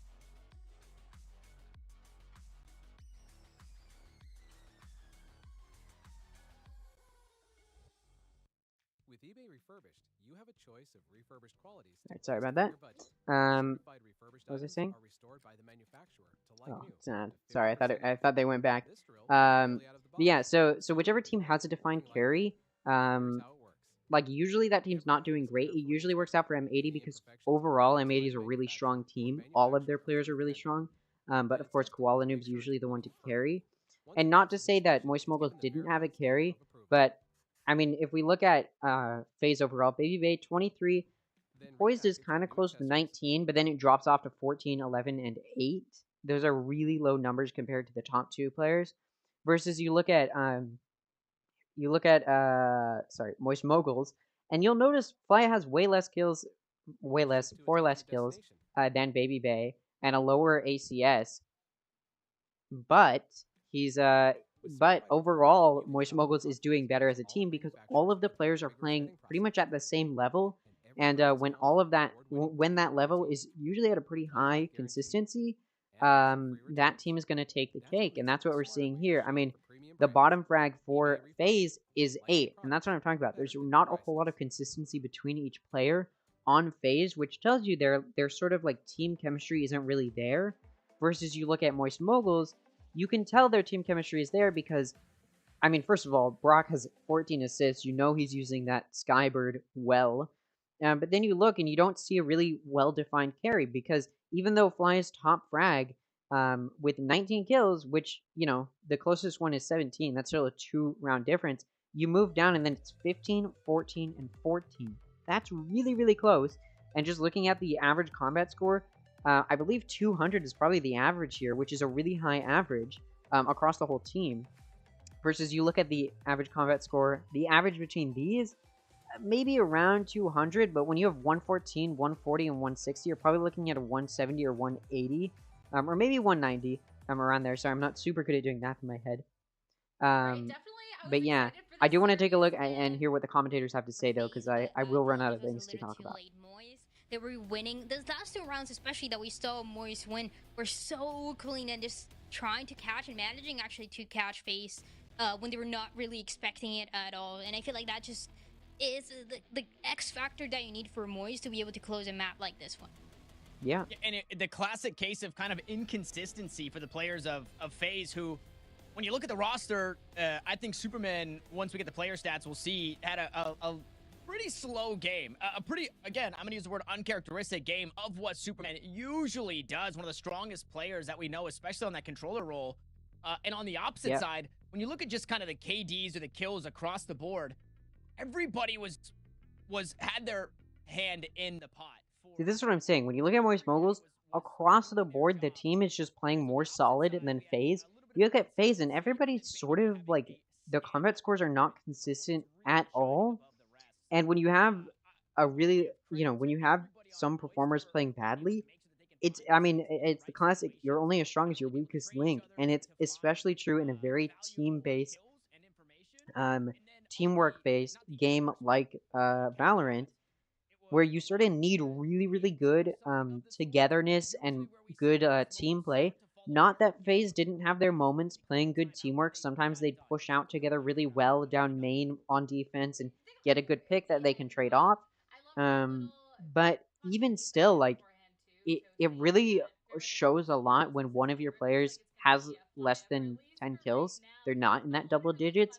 It's going to reflect on your team, and it's what's going to bring your team down. Not to place the blame on one person, because I think it's the job of the entire team to make sure everybody's doing well and putting people in situations where they can thrive. And FaZe just wasn't able to find their stride. They weren't able to play themselves well positionally. And we'll see if that's going to change going into Lotus, which is the map that they picked. We'll see if they're able to play it better. Again, it's an attack-sided map. We've seen it be very attack-sided this entire time. Again, not that some teams don't do well on defense. That's absolutely true. And that's true of every attack-sided or defense-sided map. There's going to be, you know, times where the side that shouldn't be performing well is, and that's just down to whichever team is playing better. And if there's a massive player difference there. But yeah, straight up just looking at Lotus here, we haven't seen Moist Moguls play on it. We've seen FaZe play on it, and like I pointed out, FaZe lost on that, and I believe it was 9-13, the loss that they had, which goes to show you FaZe doesn't know what they're doing a whole lot. On Lotus, it doesn't show a whole lot of comfortability from what we've seen so far in their play on it. Now, I don't know what they've been working on since that match, which I believe was week 3. They definitely could have been doing a lot of work on it, and maybe they've done so much that they feel comfortable enough to play against Moist Moguls on Lotus. Moist Moguls is a team who hasn't yet played on Lotus, meaning we have no data for Moist Moguls on Lotus.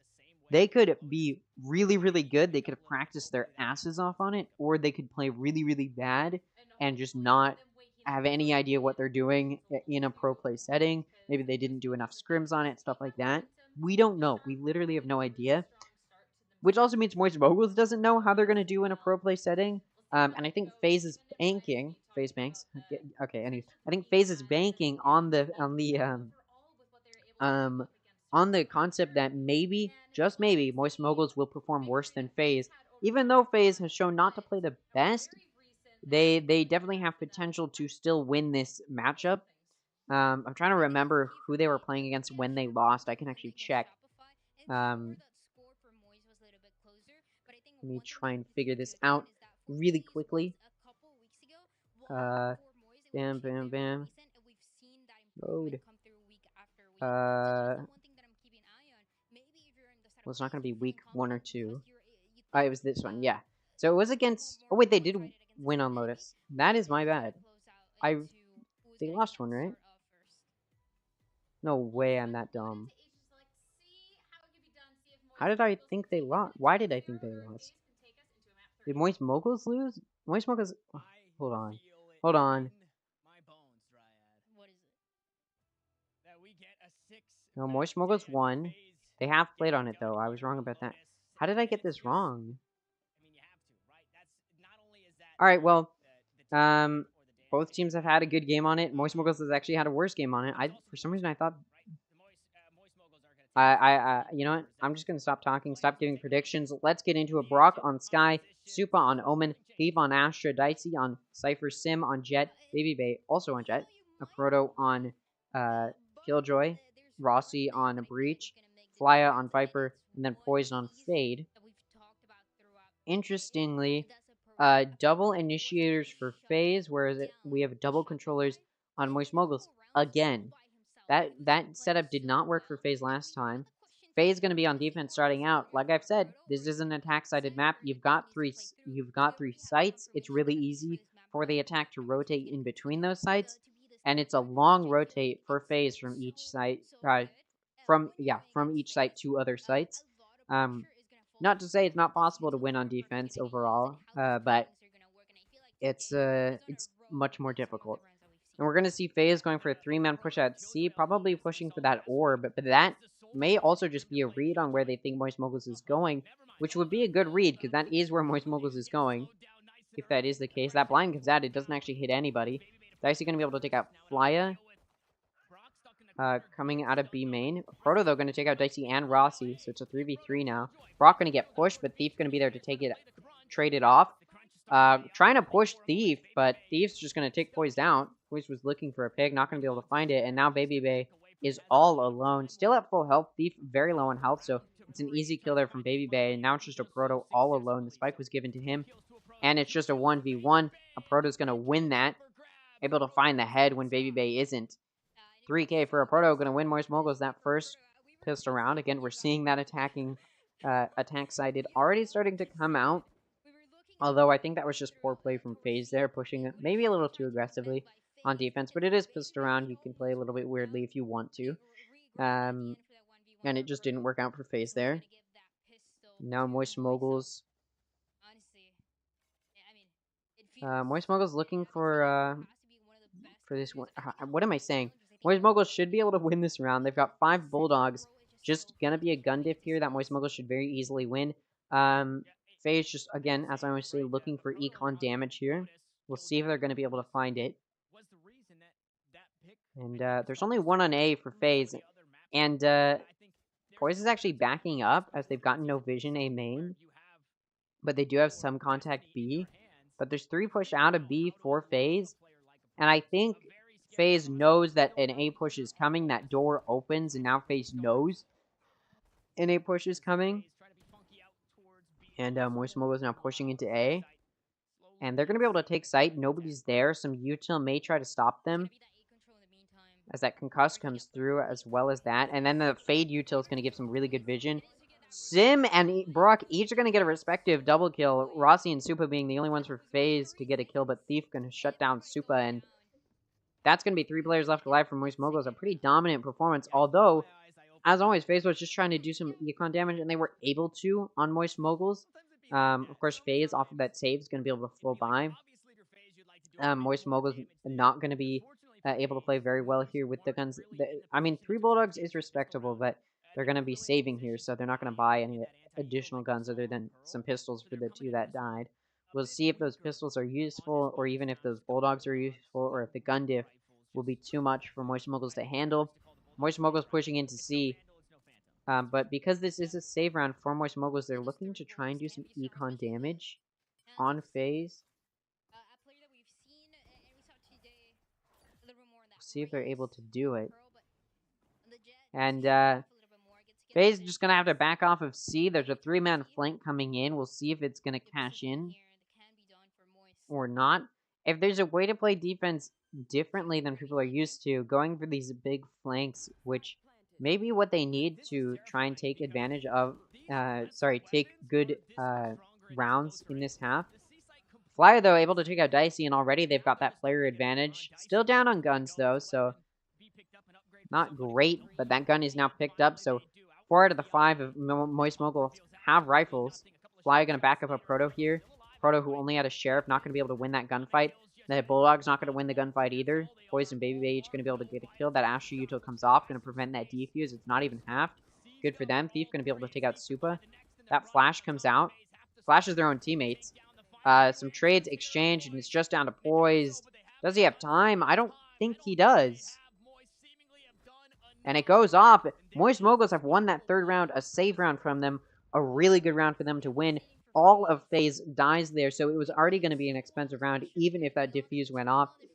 But them losing there makes it even harder for them to start to stabilize this econ. 3 rounds, 1 in a row for Moist Moguls. When I said it was attack-sided, I did not think Faze wasn't going to be able to win that third round, but here we are, where Faze did lose that. So we'll see if this attack-sidedness continues to go in Moist Moguls' favor. And even on the attack-sided maps like Lotus, you should still expect, or at least try to get 1 or 2 rounds to make it as easy as possible to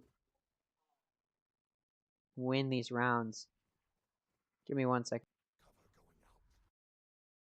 Oh man, this is kind of that same thing that they did in round 2. Util force rotations to the left side of the map. Heavy lean out towards the right side. Fortunately, Supa's still here. Alright. Again, a big gun diff in the favor of Moist Moguls right now.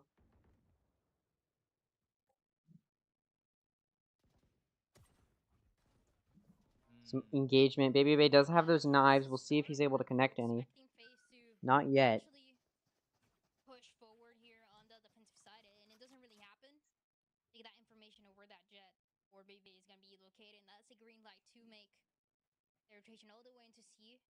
They have the Typhoon utility to deal with, but it shouldn't be too much. Still no definitive push here from Moist Moguls, but it looks like they're going to commit to C. They're running out of time. They got to commit somewhere. The Util's going to sort of...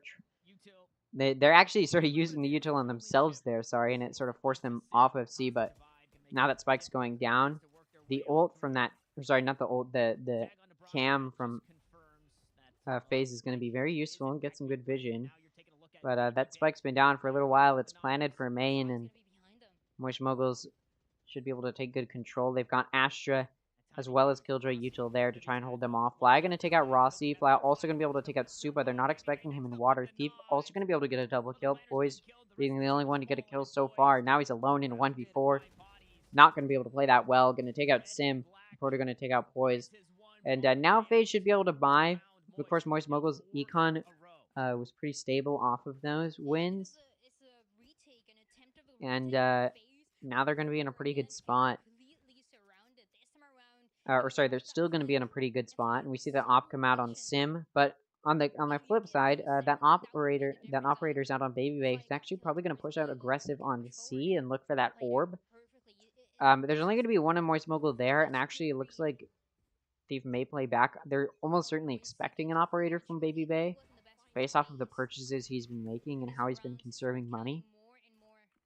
That operator on Sim was challenging A, but there's a little bit of a one way there that they don't want to challenge. So it's going to force them back a little bit. Again, Thief going to be the only one on C and may end up engaging with Baby Bay. That operator there looking very scary. We'll see the picks go off. On the other side of the map, over on A, the operator on Sim is also a threat on Faze. There's 2 of Faze there watching it, but there's smokes from Moist Moguls that's going to deny some vision.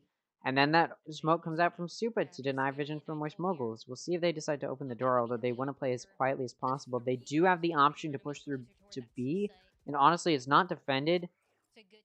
And they may be able to do so if they want to. And then that honk comes out, and they know at least one is there. Rossi holding this position where Fly and a Proto may peek. They do see him. He's able to get a pick before being traded off. Thief gonna see Supa trying to TP Fly at the same time. Or sorry, that was the trade I was looking at.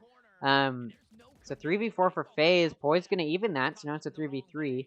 And you know how I talked about how they might just push through to B? It looks like that's what's happening. Brock gonna be able to catch Dicey as Dicey revealed his position and wasn't able to get a pick with it. Sim with that operator gonna take out Poise. Now it's a Baby Bay versus Sim as far as operators and Jets go. And Baby Bay gonna be there to take out Brock and just gonna decide to save off of that pick. And a 1v2, that's all you really can do.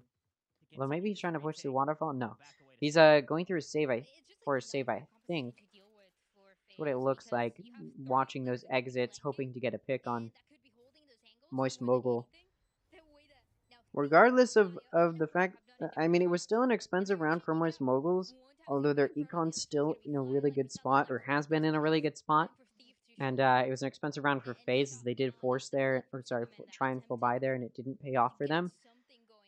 Which means Faze has yet to win a round, and their econ's not looking like they're going to be able to. Baby Bay, watching those exits, was able to take out Thief. Sim, though, not going to get taken out.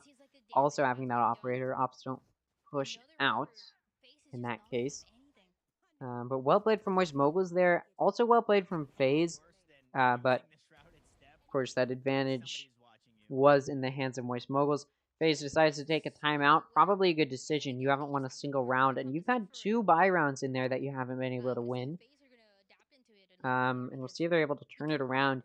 Like we talked about after that previous map on Pearl, Faze last map had 1 or 2 that were outperforming the rest of the team, and it looks like we may be seeing that again. Baby Bay and Poised, each at 6 kills, and then there's a 4 kill differential between both of them before it goes down to Supa and Rossi with 2, and then Dicey with 1. Whereas you look over at Moist Moguls, you've got 1 who is outperforming the others, similar to what we saw in the previous map. But then the other 4 are very close in kills. 4, 4, 4, and then 4, 4, and then 3, 3. So really, really close in kills. Whereas you see a little bit of a round differential. I mean, it's a similar thing to Faze, except with Moist Moguls, it's only 1 standing out while the rest are trying to stay together consistently. And, of course, overall, Moist Moguls has more kills. That's how winning works. You get more kills, you get the wins.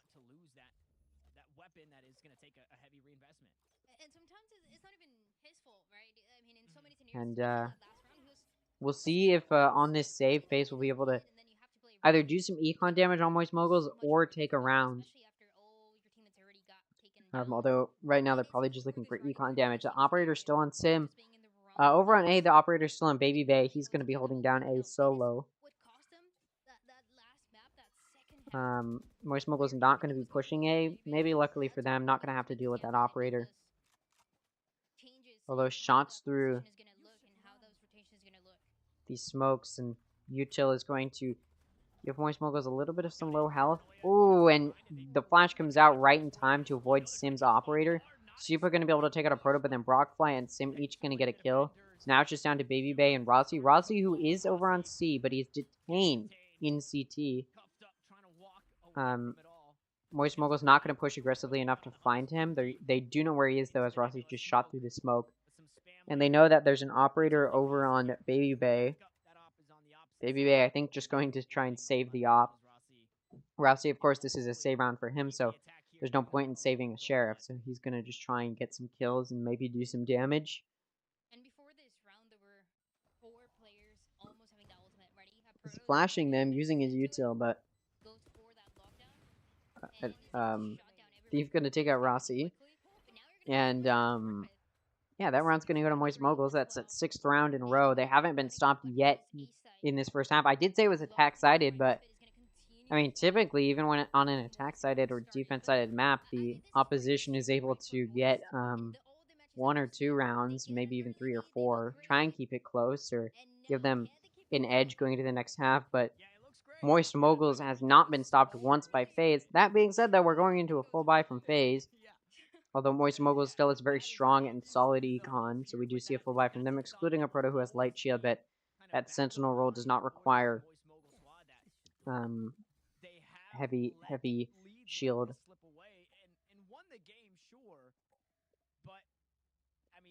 And it looks like Moist Mogul is going to be going for a little bit of a split push. That Spike is a little bit B-sided, but there's 3 sort of peeking out A. They haven't gone for a B push yet, pushing through B main.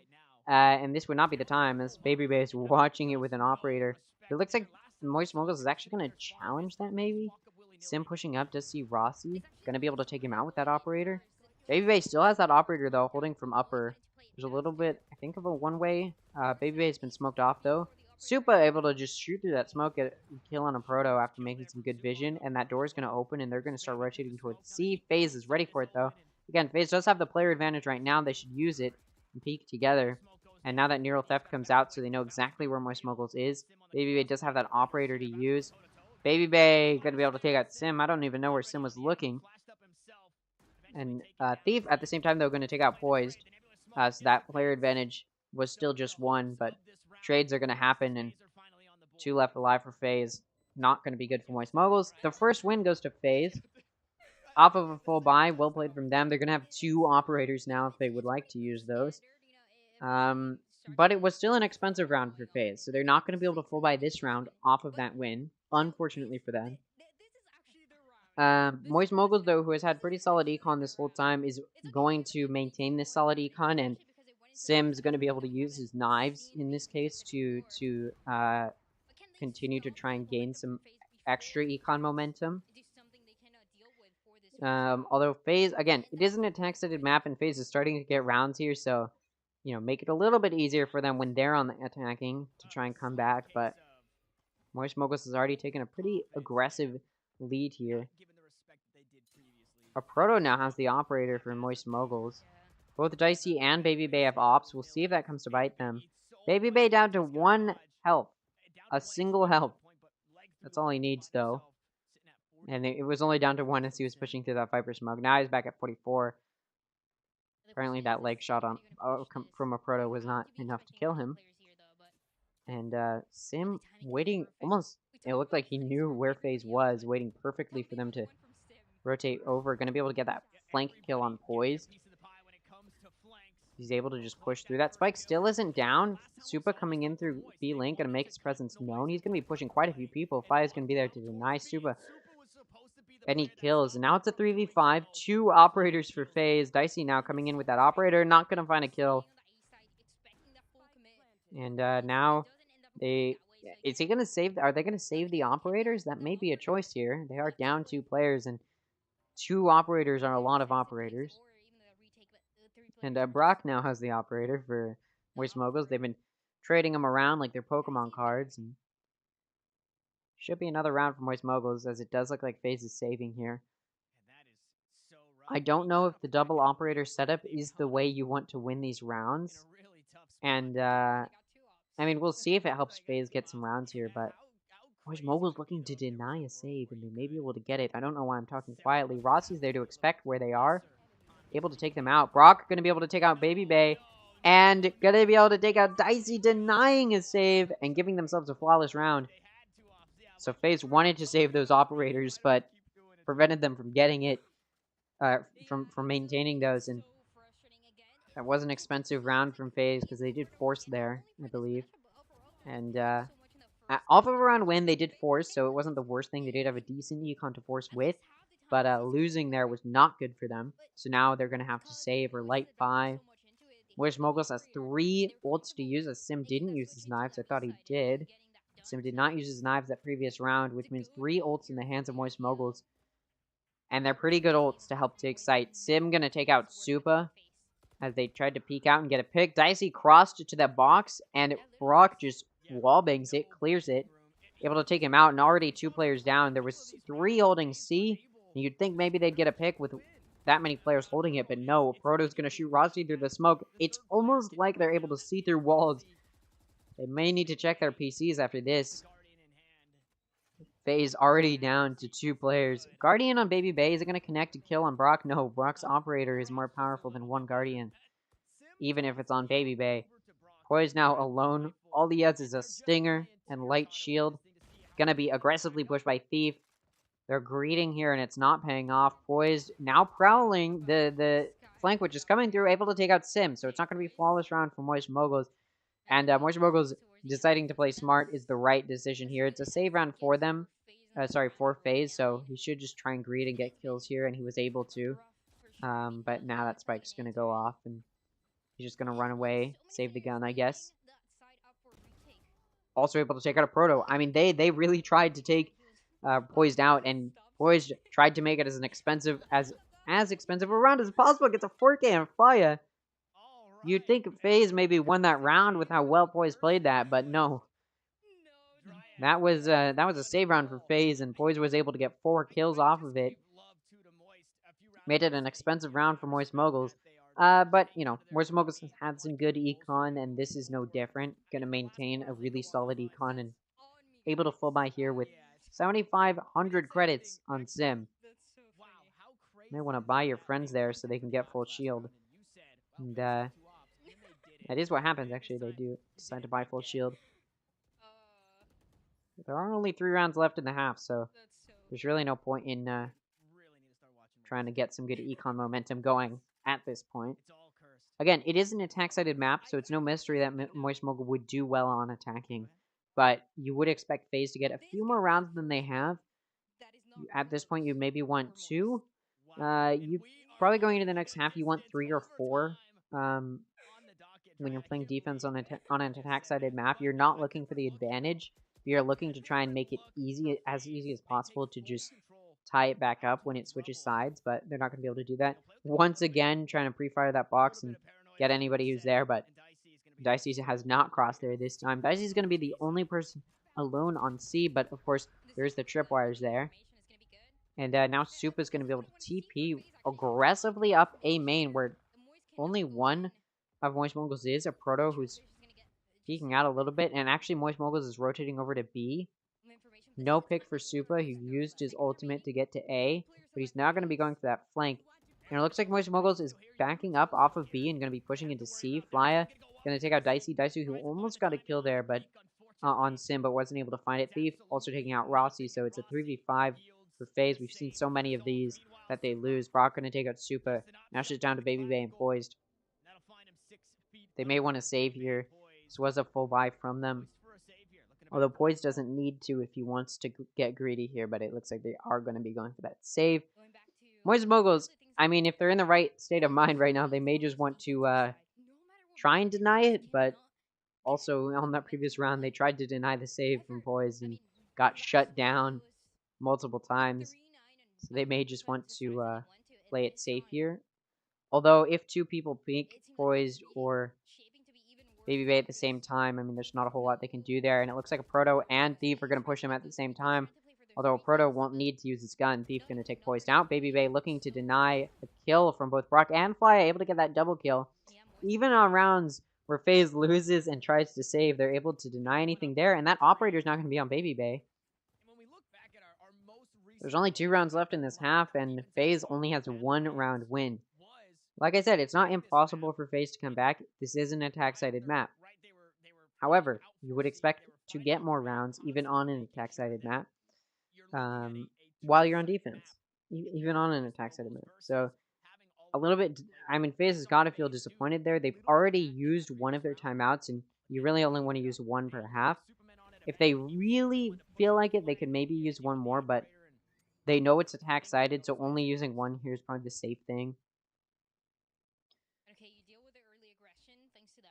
And just wait to see if a dominant performance from Moist Mogul will continue when they switch sides. But speaking of Moist Mogul's dominant performance, Thief able to take out both Poised and Supa in C main as they try to push out and get a pick, which means Moist Mogul already has a 2-player advantage. So many times this FaZe pushed out too aggressively and it hasn't paid off, and we see that again here. Brock taking out Dicey. I mean, one of the best ways to combat an attack-sided map is to play a little bit aggressively yourself, but FaZe just isn't the team to use that to their advantage. Rossi going to take out Sim, but Brock going to be there to trade it off, which means it's a 1v4 for Baby Bay, who has an Operator, and he may want to save it as his team's going to have to force next round with minimal econ. Dog comes out, they know where Baby Bay is, and they know he's concussed, and when you're concussed with an Operator, you can't scope in.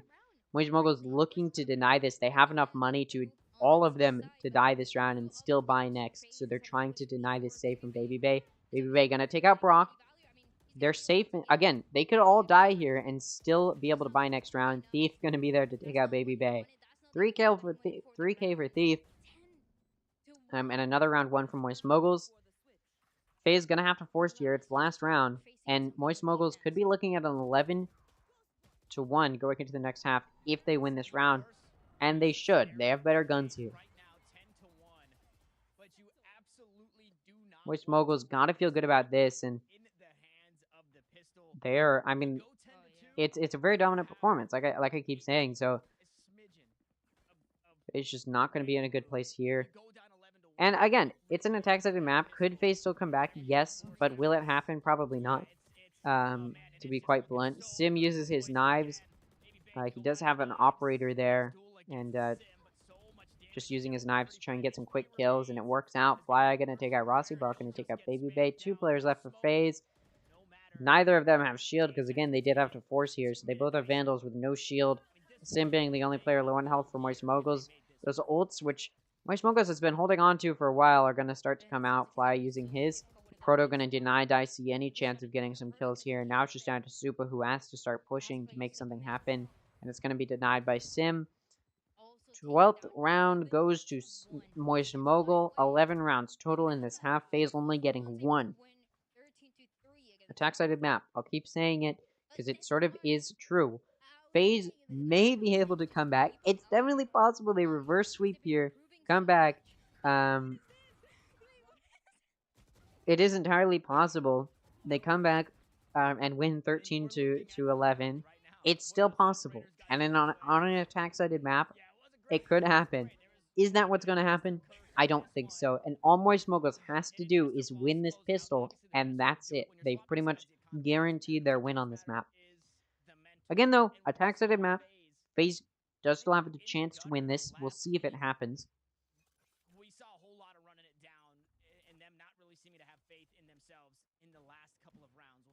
And Sim trying to get an early pick, shooting through that Cypher. Cypher smoke, but it's not going to connect. Faze is looking at an A push. And Moist Moguls has played way more defensively than Faze did on the pistol round while they were on defense. And we'll see if that pays off for Moist Mogul. We did see Faze play a very aggressive defense, and it didn't really pay off. So we'll see if a more defensive defense will pay off. Sim already able to get that pick on Supa, but Dicey going to take out a Proto, so it's going to make it even. Dicey also going to be able to take out Sim. Brock going to take out Rossi. Poise going to take out Faya, so it's a 3v2 right now. Faze does have the player advantage. Brock coming in from drop. Will he be able to get a pick? No, Baby's ready for him. Now it's just down to Thief. Able to take out Poise. It's possible. He's got 22 health, but both of the Faze players are a little bit low on health. Ooh, they saw his gun peek out. They know where he is, and Baby Bay is going to peek him while Thief isn't looking. That pistol round goes to Faze. I did say all Moist Mogul needed to do was win that pistol round, and they didn't do it, which means Faze should be able to get these 2 rounds here. But of course, Moist Mogul should win the 3rd round in this half. We'll see. We'll see if things go that direction, and if that does happen, then Faze has a very uphill struggle, having to go to overtime and then win in overtime if they want hope of winning this map. This is not looking good for Faze. I mean, it reminds me just a little bit of the disguised M80 match we saw in week 3. Sorry, in week 4. Which was very dominant from M80. I mean, I'm talking about the game on Haven. But obviously, again, this is an attack-sided map, so it's very possible Faze comes back. But if that happens, I don't know what I'd do, but I'd be very, very impressed.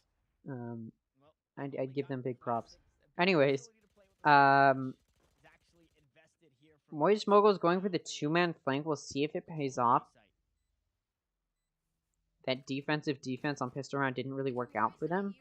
We'll see if it works out now. Poise going to be able to take out Flya. Moist Mogul's looking to make this an expensive round, but they're not really going to be able to. Thief able to take out Poised. A Proto going to be able to take out Rossi. They're starting to make it expensive. Supa going to take out a Proto, and Dicey going to take out Thief. A little bit of an expensive round for Faze. Of course, they forced there. And 3 players left alive isn't great, because now 2 of your players aren't going to be able to buy. But the same thing happened to Moist Moguls on their attacking, and they won the third round. So we could see FaZe just win this this round as well. Although, and actually, I think they have better guns here. Excluding the Bulldog on Rossi, they're able to buy here.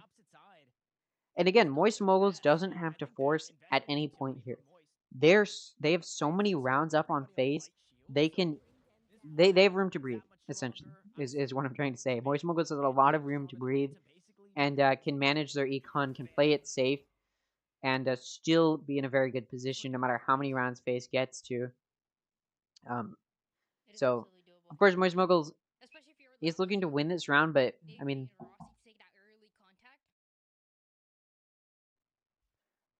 the guns are pretty even, and honestly, FaZe might be better here.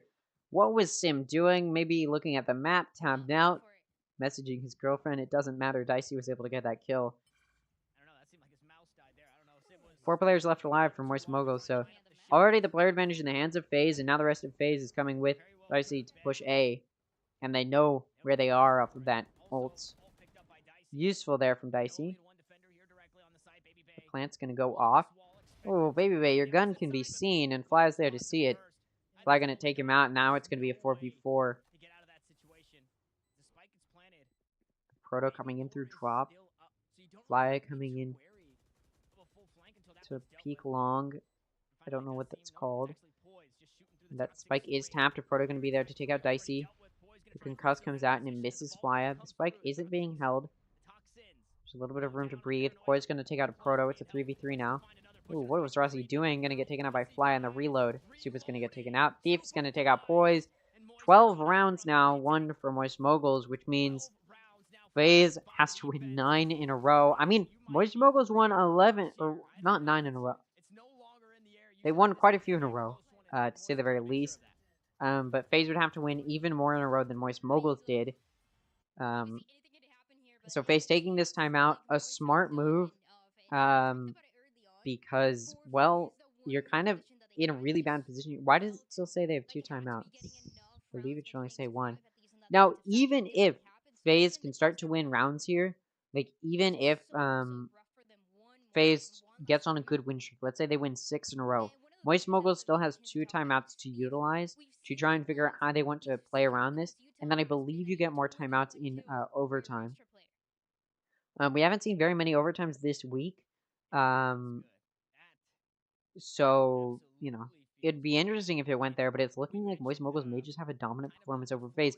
And even if FaZe wins this map, they need a miracle. But even if they did, it's looking like Moist Moguls would have a little bit of an edge moving into Split. So, it's not looking great for FaZe overall.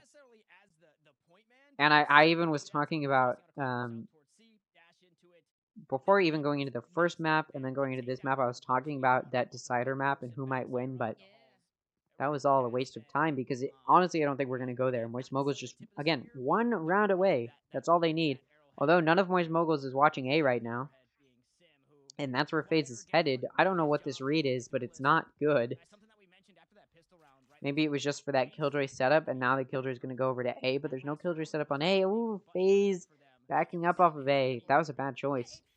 They would have had a pretty clean entrance. Now they're going to have to encounter Killjoy util if they go B, as well as 2 waiting C, although looks like Thief now leaving. That breach that Fade Ultimate goes B, and now they're hovering B. The door opens to allow those who were pushing B to move over to C. Thief's blinded.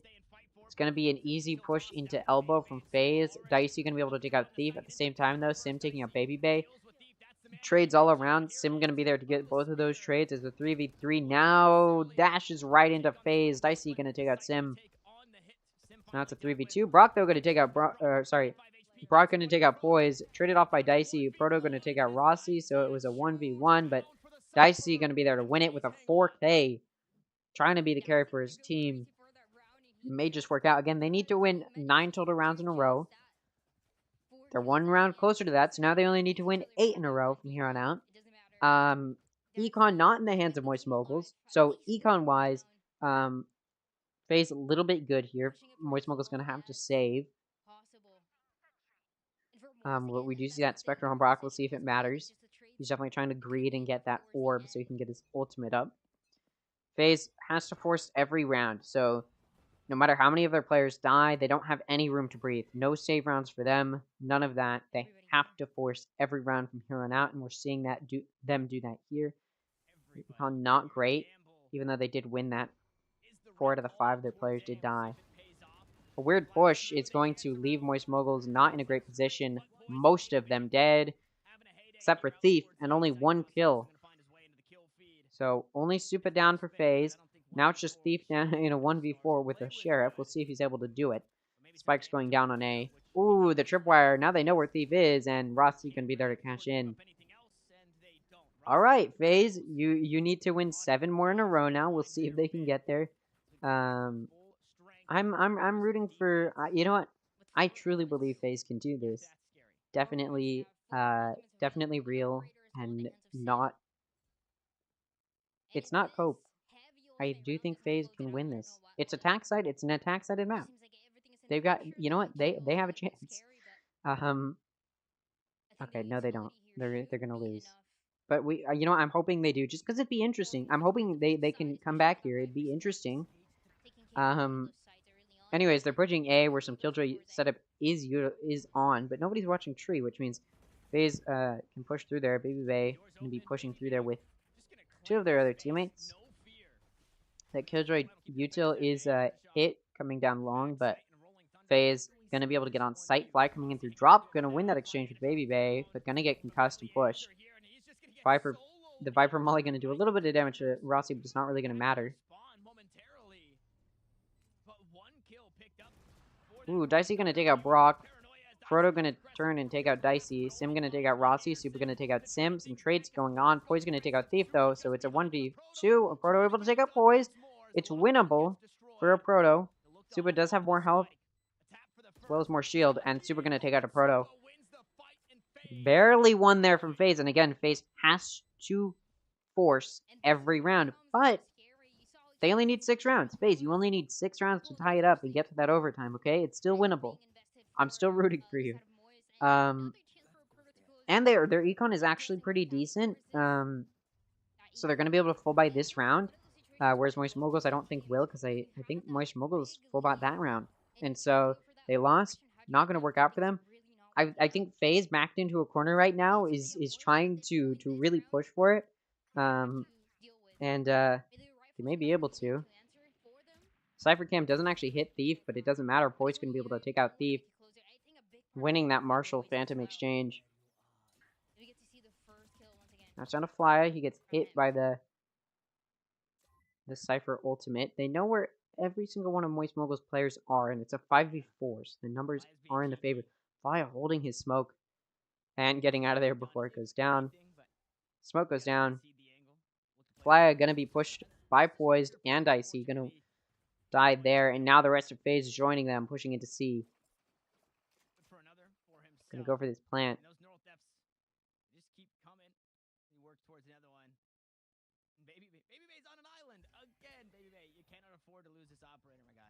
And now Sim coming in for the flank on Baby Bay. I do believe they know where he is, and Baby Bay not ready for it. Gonna hit that trip now.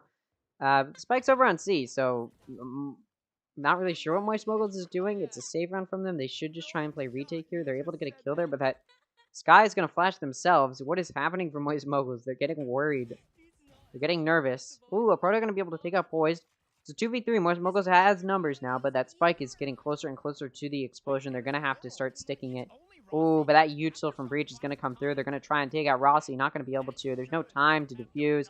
Proto gonna take out Rossi, but it's traded by Supa. Sim, the last one alive from Moist Moguls, but he has an operator. He's not gonna be able to do anything, and there wasn't any time. Anyways, that round's gonna go to FaZe. 5 more FaZe. That's it. I mean, they've already won. How many in a row? They've already won. They've already won 4 in a row. So, you know, it's possible.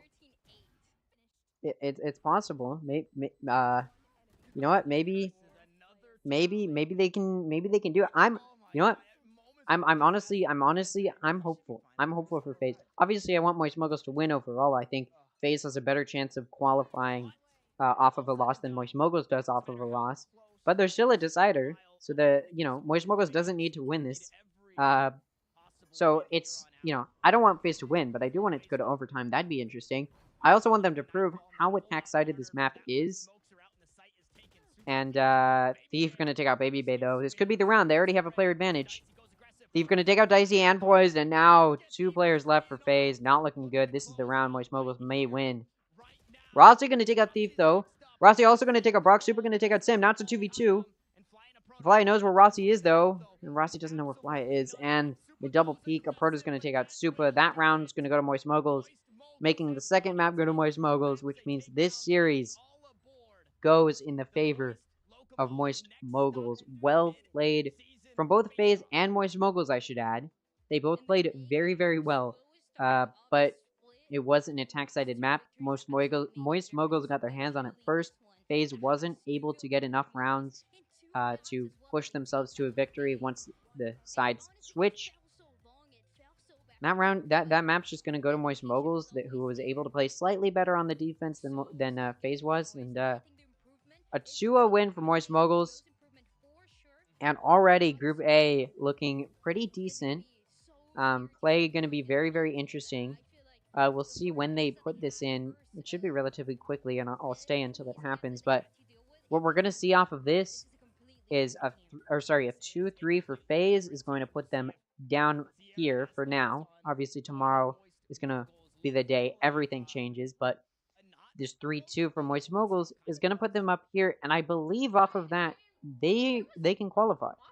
I believe off of that, Moist Moguls qualifies for mid-season face-off. Let's see what Ludwig has to say, or Moist Critical, since YouTube doesn't want to load. Let's see what they're talking about. Oh my god, that feels fucking brilliant, baby. It's big. That was beautiful. I was concerned, man. Off the first map, 12-8, I still have PTSD from that shit. That was fucking That was the start of brilliantly it. played. Shout out the Moist Moguls. We've guaranteed our spot at the mid-season face-off, which starts next week? Literally next week? Next week, I think. Yep, that's right. I believe it's a week and a half. It's supposed to start March 23rd, which is actually no, it's a week from today. Literally 1 week. So obviously, Split 1's not over. There's still games tomorrow. Those games are going to be Turtle Troop versus Oxygen, G2 versus Shopify. I'm going to be here for that. I want to just see exactly where Moist Moguls ends up, and there we go. Moist Moguls now second. Obviously, this is based off of the win-loss ratio in these matchups. So after tomorrow, we'll get the actual standings. But Moist Moguls has confirmed their spot in the mid-season face-off. If you're a fan of FaZe, though, it's not over for them. They can still qualify. And I did talk about it, but Knights Arena has put out a very helpful image to show you what needs to happen in order for these teams to win. Moist Moguls needed to win there, and they did. G2 is the only other team who's not going to be able to disqualify, which means G2 and Moist Moguls are confirmed going to the mid-season face-off. FaZe can still win if Oxygen beats Turtle Troops tomorrow. That's going to be our first matchup. So if you're a fan of FaZe, it's still possible, but it's no longer on the skill of FaZe, but rather the skill of Oxygen to beat Turtle Troops. We'll see how it goes. If you guys want to see that, I'll be here tomorrow to cover it. And yeah, that's pretty much it from me. I'm sorry I missed the first series today, but I'll be here for both series tomorrow. And yeah, I'll see you all tomorrow, I guess. Thanks for watching. Bye.